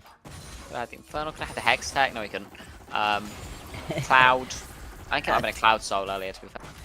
Yeah, and I mean, Oh, it could have been Infernal. That's the one I was excited for, potentially. Having Yeah. extra damage on a lot of these champions would have been huge. Obviously, Mountain gives you some extra walls, which can be pretty good, honestly. With a lot of these mobile champions, you can play around them. Ornn obviously loves some extra walls to get some more stuns going through, so potentially this one could change the makeup of this matchup just a little bit, as much as any Drake map can. I'm going to see an engage onto these grubs, and it would be all 6 for Ruze if they're able to pick this one up, which it looks like they are going to be able to. There's no real response out of anybody on Unique. It's a real concern. Yeah. They're Tristana. They just melt towers. Tristana has a real hatred of towers, and this is a composition that won't struggle with pushing quite as badly. There is some decent wave clear, sure, on the side of Unique, but it's not like Ruze are a super short range composition. They're not going to be able to step up to these towers, and with all 6 of the grubs available, that is going to be that much easier. Obviously, the cost of that has been those 2 Drakes going over to Unique, so that later game scaling is going to be there. But still, I don't think that Ruze have had the worst time of it in this early game. They are down by 1,500 gold, though, so you know, it's not been ideal. Let's see if they can find a proactive play here, potentially. Archfiend is in a lane with Exdom. And, you know, gonna go in, gonna get a stun, but, I mean, this is a pretty tanky Kasate. Yeah, the Sunfire Aegis already finished. Bananyasti sitting in the wings. Panda able to land the spear, so something could go down here. There's the Magnet Storm crash down. Push back under the tower. Tanking up the tower is Benino. Will just fall to Baniasti. Now you see the rest of the fight come down. Exnom all out of the way. Has to use Cure Instinct for safety. Panda just dies to Deadhound. And Exnom falling as well. 4-0 now for Bananyasti on the Maokai, as well as the first kill of the game for Deadhound. Mid tower is going to take a lot of damage, and all the plates going across to Anibot, but you've just lost your jungler, your AD carry, and your support on the top side. And that's just, it's just going wrong, unfortunately, for Ruze. And this is what you would really expect from the team at the top of the standings, up against the team at the bottom of the standings. Unique, they're just a little bit cleaner with it. Their players seem to be a little bit stronger at the moment. It's not all bad. You have an Ornn, you have a good late game scaling composition, but you've given 4 kills over. A Leandri's already completed for Banayasti. Isn't even needing to go towards the Warmogs early on, I don't think. Going to be more than happy to pick up a little bit of extra AP. I mean, you kind of need it on this team composition. Don't want to give the easy magic resist builds over to the Ruze members. And you can just be slightly more proactive right now with this Maokai because of how far ahead you are, you know? Full completed item in a great spot. Panda doesn't have a completed item, just isn't doing a lot of damage at the moment and hasn't quite been able to find those initial engage points. And unlike with a traditional jungler, who when you fall behind you still give some sort of benefit to your team, unfortunately, if you're not dealing massive damage and one-shotting people with spears, you lose a lot of the pressure and a lot of the point of picking Nidalee. Turn into a heal bot more often than not, as this Nidalee is not the greatest big champion heals to fall behind on. No, they're really not. It's not easy to play from behind as a Nidalee, but it has been done in the past. Yes. See if it can be done in this game. Taking stock of the situation, 5-0 for the side of Unique. Very happy with the situation they find themselves in. Lane swaps coming through. First tower still yet to fall, but could at any moment. The Herald is in favor of Bananiasti though, so we expect first tower to go across to the side of Unique. Dragon up in 30 seconds. We'll see who wants to try to contest that. Panda moving into this mid lane, potentially looking onto Deadhound. Isn't able to land the spear. So just stepping back. Uko moving in towards this mid lane. The saplings are starting to hurt so much. They really are. The amount of burn that you can do. And we talked about how there was a lot of poke potentially for Ruze, and there still is between a Nidalee, who has now completed that Lich Bane, and a Kai'Sa. At the same time, though, if you can poke out with the saplings and all of the Corki rockets, it's very easy to play out these team fights. We are going to see an engage here, potentially. Big Magnet Storm, that's huge. Big Magnet Storm from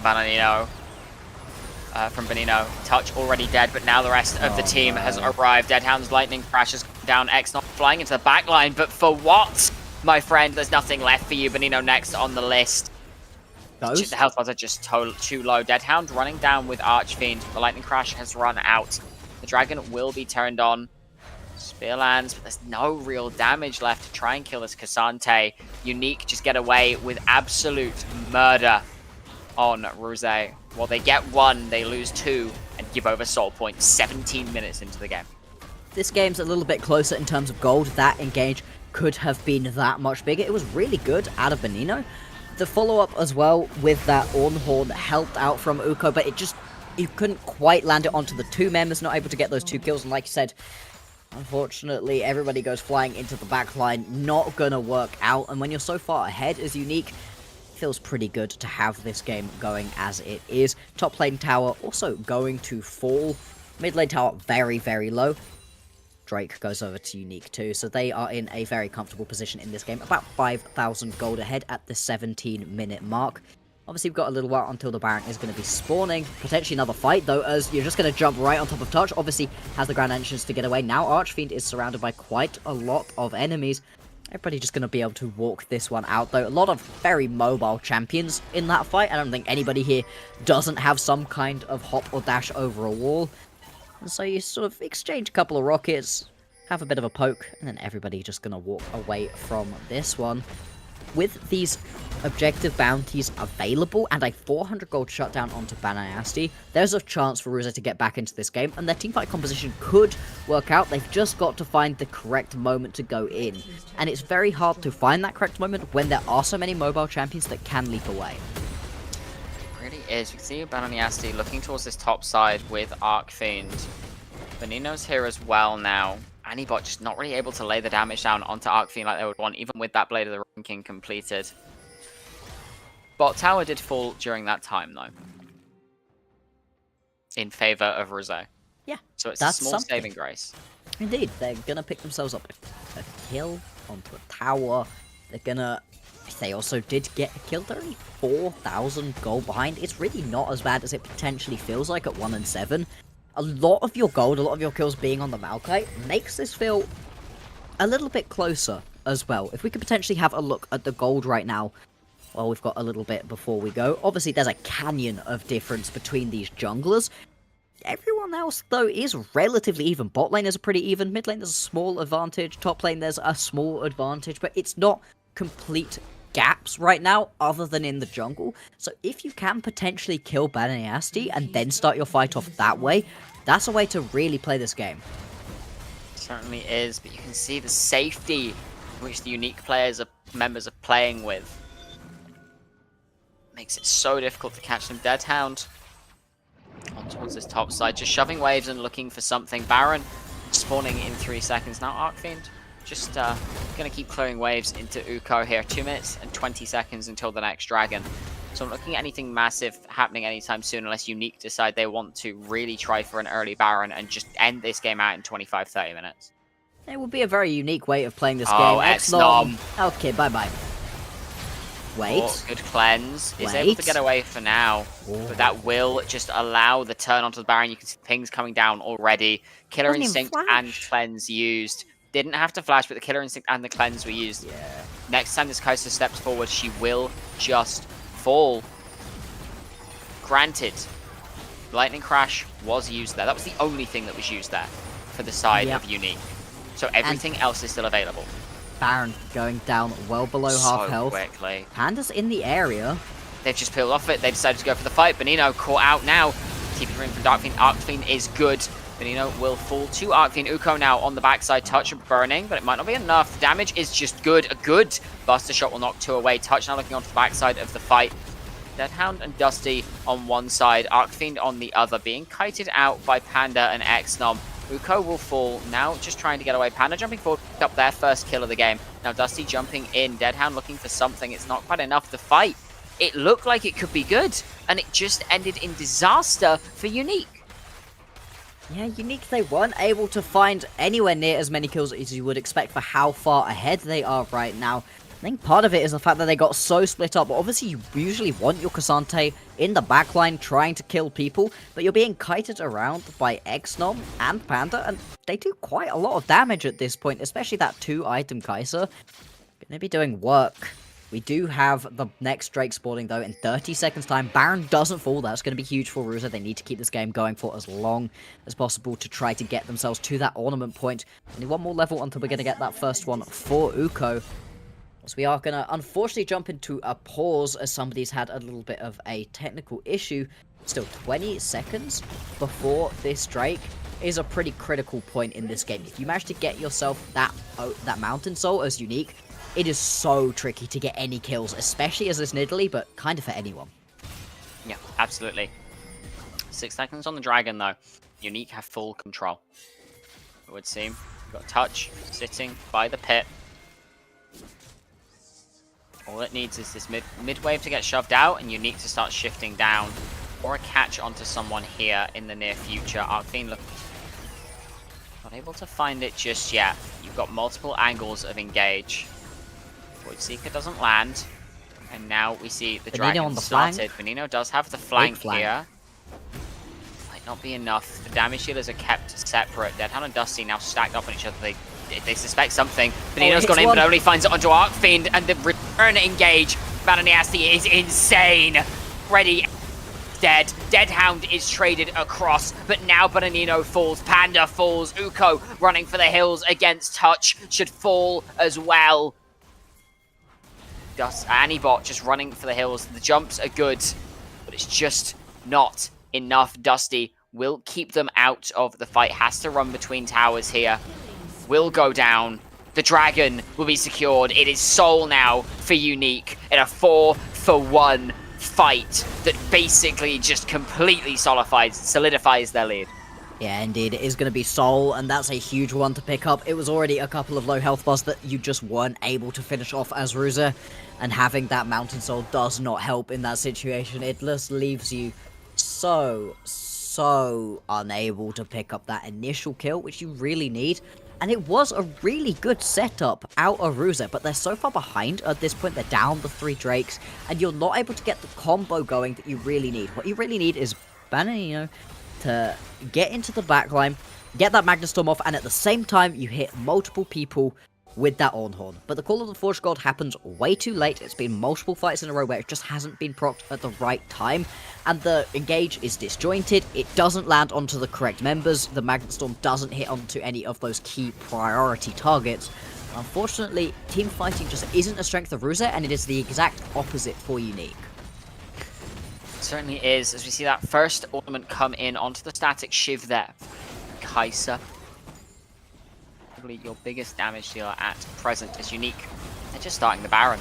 It's not on vision. It is being pinged on.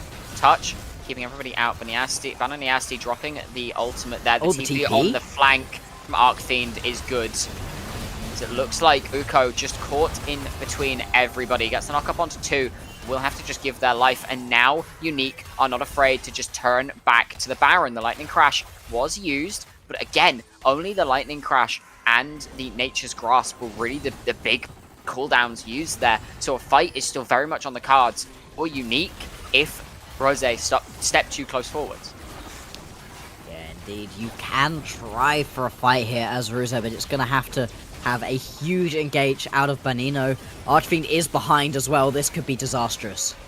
Stream has been caught on the ward, dashing forward onto this Cassante.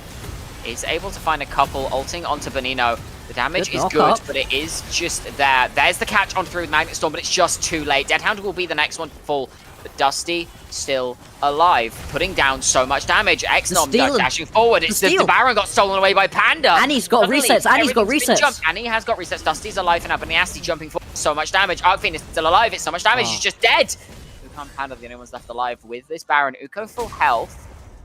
So we'll just be able to chase them around. But Dusty and Bananiasti get out. Those are the big members you need to keep alive. They have this shutdown. The TP back in from Dusty here will mean Uko should fall as well, which means you've got one Baron left, and it's on Panda.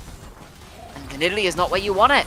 Oh, the flash just not getting over the wall as well secures the fate of Uko there. God, trying to chase around a Cassante is just truly miserable. There was a little bit of a fumble right there out of Unique. Unique really are not an infallible top team in this league whatsoever.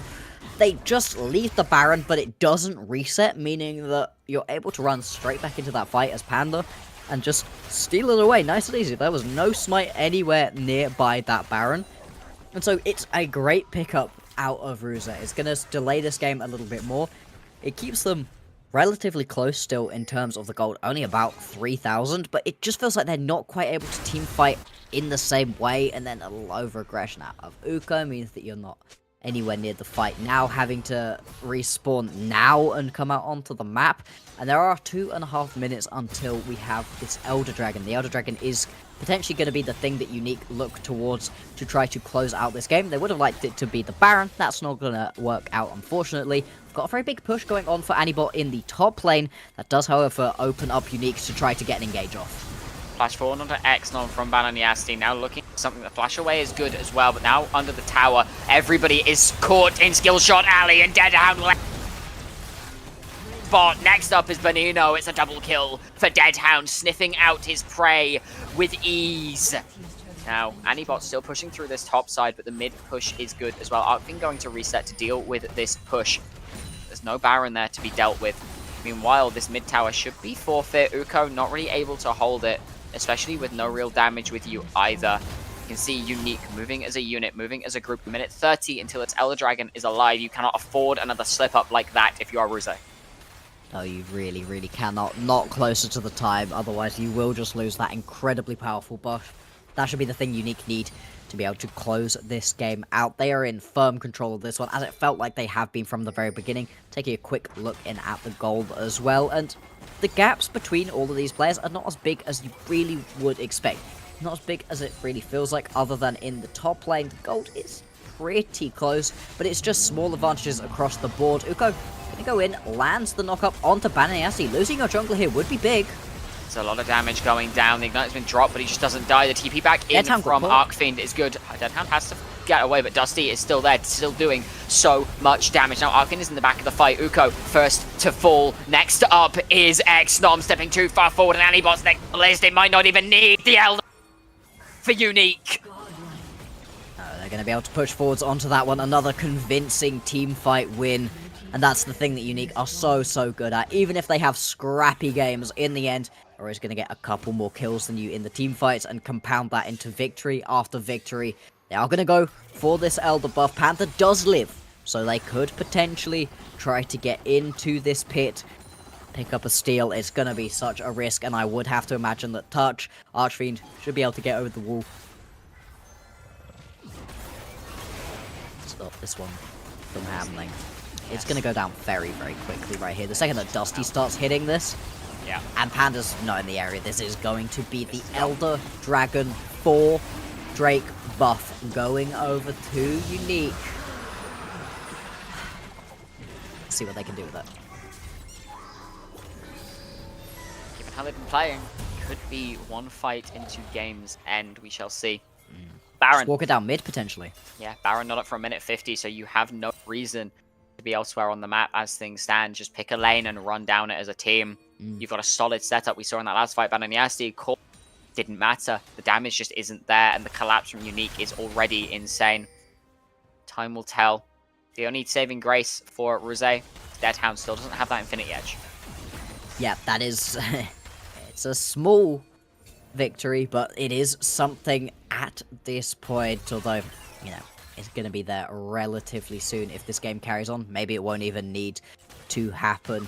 You just can't fight right now. Rosé have been losing these fights even without the Elder buff being available. They're going to pop a couple of ults to try to clear away this wave. It just doesn't work, though. The Nature's Grasp is beautiful to stop the return on that Ornhorn. That could have been a fight start that you did not want. Arcfiend taking a bit of damage on the bot side, but now the rest of Unique can start to shift. As long as this wave crashes, another tower, another inhibitor should be open. And once you've got two waves coming in, it's very hard to deal with once you've got the Elder to think about as well. TP top from Anibot, just looking to try and trade for something. Force the response out of Dusty, which means your damage now is a little bit split. Dusty, definitely a terrifying force to be reckoned with. Anibot just jumping away, but that is double TP's used, and you now don't have your Tristana. Anibot looking for something. The damage is good, but the damage return... The burn? Oh, they live, the burn doesn't quite tick it, but you are running into 4 members of Unique. Will Anibot get seen out at all? Looking. This is a Mission Impossible level heist right now out of Anibot. But the Baron is up and available. I genuinely think that's still a dub out of Annie. I think that's genuinely still a win out of Anibot with the state of this game. Just stopping the base from ending. That game should have ended just then. You are going to lose another Baron, but I think you're going to lose that one anyway. And you at least live to fight a little bit longer. Problem is, now they didn't need to end the game with the Elder. Opening the inhibs is plenty enough. Now you run in with 2 Baron-empowered waves. There's nothing that can be done. I don't think there's any good options for Rosé in this game. What are you checking? The Baron's... Baron's gone. Baron is very, very gone at this point. Maybe you need to set up a Death Brush or something. I don't even know if you manage to win this one out. I do think that the chances of winning this one are super slim. And caught out by a Bananiasti into the knock-up touch. It's just that clean. And there is the ultimate from Deadhound. Anibot is next on Benino. Third, it's a double kill for Deadhound, and 3 are dead. The flash forward from Deadhound, he wants more. Xnom has to flash away with the wave crashing in mid lane. Unique. It was clean, it was cool, it was calm, it was collected, and it was calculated. Uko just going to call the Forge God to try for something. Xnom putting a lot of damage down. Touch going very, very low. Xnom does manage to trade that one, but does fall. And with him falls the hopes of taking down the Titan that is Unique. Moving to 7-1 off the back of the day. A beautifully played game and a beautifully executed composition. Unique managing to keep that little bit of a buffer that they have between themselves and Rich Gang and the rest of the chasing pack. A very dominant victory from the very beginning to the very end. It felt like the top versus bottom team. Yes. There was no real situation in that game where I was like, yes, I think that Unique are going to lose this one. It really didn't feel like that. It's really unfortunate for Rosé after they did manage to pick themselves up a victory yesterday that they have now lost 2 more games on the bounce. The team just is not gelling, unfortunately. They will have to continue scrapping to try to get themselves off of the bottom of the table. Obviously, most of the teams in this league do go on to the playoffs, so there's always a chance them, Fourth Wall, Lazy, there are plenty of teams on the bottom end of this one that, maybe you can try pick yourself up. But still, it's not an ideal situation. Either way, Unique do look like the strongest team that we've got, and that was a pretty dominant victory to do it with. And I mean, what a set of games, honestly. All of these have been so crazy, and I think that was a nice cap to the day. One that you could probably have predicted from the start, rather than the crazy matchups we've seen elsewhere. Absolutely. And with that, we're going to throw us to a short break. When we come back, we will have an interview with one of the unique members to find out just how that game went for them. Don't go anywhere. We'll be back very soon.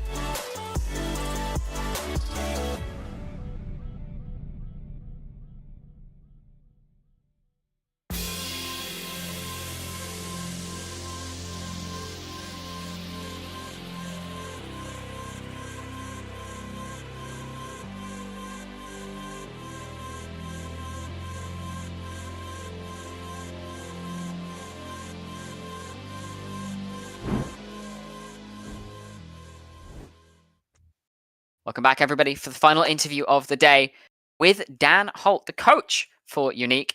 How's it going? Congratulations on the win. Thank you very much. Yeah, I'm good. Thank you. Thank you for having me on. That's what we like to hear. Now, we'll make this nice and quick for you.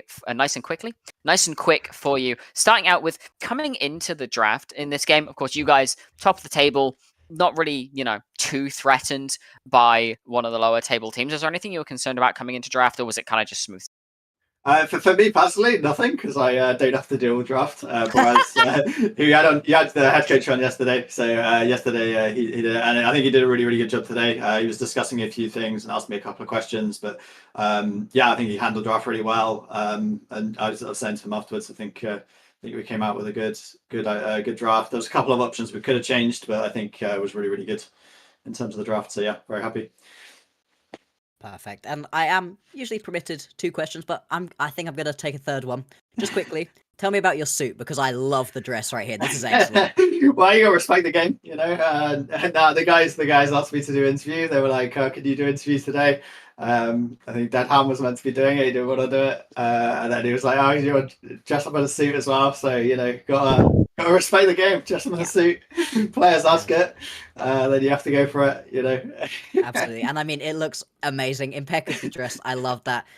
It's showing both of us up here in our Yeah, t-shirts. like- I mean, Yeah, you guys gotta get on it. Come on, man. You gotta get your shirts on. Hang on. Next Oh, stream, I God. want to see it.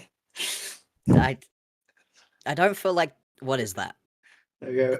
Is that There we go. Yeah, there we go. That's it. I I'll like take the it. plaid Yeah, shirt. nice. You got the shout. Nice one. Amazing. Either way, obviously, you've got to be very, very proud of your team for the way that they played in today's matchup. Coming into today, was there any point at which you were particularly worried? Obviously, Rose have not had the best split so far, but what were you thinking about coming into today's matchup?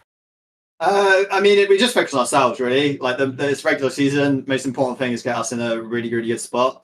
Yesterday, obviously, we didn't particularly play there was one portion of the game I was really proud of the guys with, like 2 or 3 minutes. We were working really hard at it, and yesterday they absolutely smashed it. But then there was some plays which we should know that we shouldn't do that, and then we did it anyway. So, but today was much better. Obviously the Baron was a little bit different, but I think we were trying to do the right things in almost the whole game, which was really, really good to see. And now it's just about making sure that we not just try to do it, but actually achieve the right things, which is really, really good. But yeah, this was much better today than it was yesterday. So yeah. It was, and like I said, in regular season, you're really looking to get yourself in the right spot and try and get yourself, rather than looking at opponents. Once you get to playoffs, then okay, right, how do we exploit this guy, or what strategy do we choose against these people? What's going to work the best? Absolutely. I think it's really the difference between the best of one and the best of series, where you can actually look at your opponents.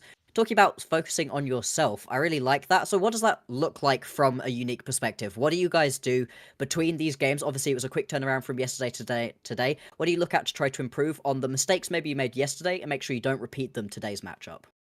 Yeah, so it's a little bit different because it's sort of amateur, and our guys have got things going on. Touch got a full-time job. Guys have got other stuff going on. So it's not like in Div 1 where you get to practice. Maybe you scrim 4 or 5 times and you get 5 games in each scrim. So you don't actually have a lot of time. I think we had 6 scrim games this week. So I try to also do stuff that's that players can come to and find in their own time, right? So you might tomorrow, for instance, we're not scrimming, but some of the players are playing in the morning, some will have to play in the evening, things like that. So it's trying to review the game, but in a way that they can access it straight away, access it on their own time, answer any questions, things like that. I'll use a lot of screenshots and clips and show the clip and go, okay, this is how we should have played this area. Post that on the Discord, and then they can find it in their own time and have a look. Obviously they work in their solo queue and things like that.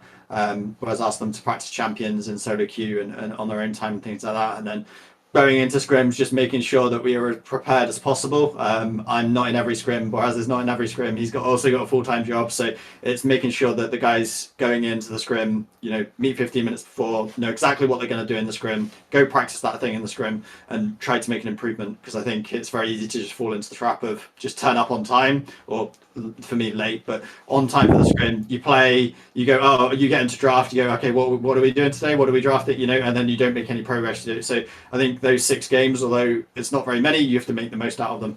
I think that's really, really important, and that's been, I think, key to our success, is making sure that we make the most out of the time that we do have. Yeah, absolutely. Now, the last question I'll ask, I've asked every other team today if they're confident in playoffs, but I don't feel like I need to ask you that. Unique, currently sitting at the top of the table, playoffs pretty much all but a guarantee for you guys at this point. So I'll ask a slightly different question. Do you think you can carry on the rest of the season, 2 playoffs, only sitting at 1 loss? I think that's probably unlikely based off of how we've played. Obviously, that's the goal, and we're going to try it. Every game will come in, and we'll try to. But I think based on the way that we've played, we made mistakes in some of the games, and okay, we didn't quite get punished enough. But I think the other teams are doing the same, right? They're also trying to improve. They're also trying to look at us. I think if I'm another team, this is the game I'm prepping for. Is Unique, So whereas I said most of the time you're focusing on yourself. For Unique, you might go, actually, okay, let's do a bit of prep against them. Let's make sure we play against them. So I think both of those 2 things combined, obviously players as well, players' mentality. When they play top of the league, they want to win, they bring it on that day, you know. So I think it's hard to do. But the most important thing, whether we win or lose, is to make sure that we finish top, that we get good seeding for playoffs. Take one game at a time, you know, and just keep winning games, and the rest will take care of itself. I think the key for us is like looking forward as well, is making sure that we win playoffs to make sure we get into the promotion tournament, because we don't have the championship points, so we have to win playoffs really to guarantee that we will get to the promotion tournament. That's fair enough. It's a very humble answer as well. I can think of a fair few players who would come in and say, yeah, absolutely, we'll be fine. So thank you for the time. Once again, congratulations on the win. We'll be saying goodbye to you, but me and Max will be here for a couple of minutes longer, just while we say goodbye to everybody else. But thank you, and once again, congratulations. Thank you, guys. Thanks. And that's it. That's the day done. It's the week done. We are done for now. Thank you all so much for tuning in. Thank you, Max, for joining me today. And thank you to production and Casual QT for making everything work just a little bit prettier than it otherwise would have done. And of course, to the league admins in the games as well. Anything else you wanted to say, Max? What a crazy set of games we've had. Yeah. Honestly, yesterday into today, oh boy, I know that we both also have a full weekend, so it just does not start with the League of Legends. Just such a great time of year, especially, you know, this is the sort of ramp-up period right before Worlds. Obviously, the lower leagues don't do that, but it's such a fun time at the moment where everything is sort of coming to a close for a lot of these different leagues. And we've been having some just truly crazy games. The 40-50 minute banger yesterday. Today's last game wasn't as much of that one, but we nearly had another Smolder just go the distance, try to take the game on. I love what we've got in the NLC Div 2 at the moment, with some picks that you're like, yep, this is the standard, and then sometimes it's so out of left field you don't even slightly see it coming. The Zyra jungle was amazing. I'm just enjoying it so much. So, you know, thank you very much to everybody for watching, but oh boy, it's a lot. Yeah, it has been quite the day of games, quite the week of games, and we'll be back next week, I believe, possibly. I'm not sure what the schedule's looking like. Thursday, Fridays. But, yes, normally Thursday, Fridays, if we have any games for you. They will be here, ready and waiting. So once again, thank you all so much for tuning in, and we will see you all next week. Take care, everyone.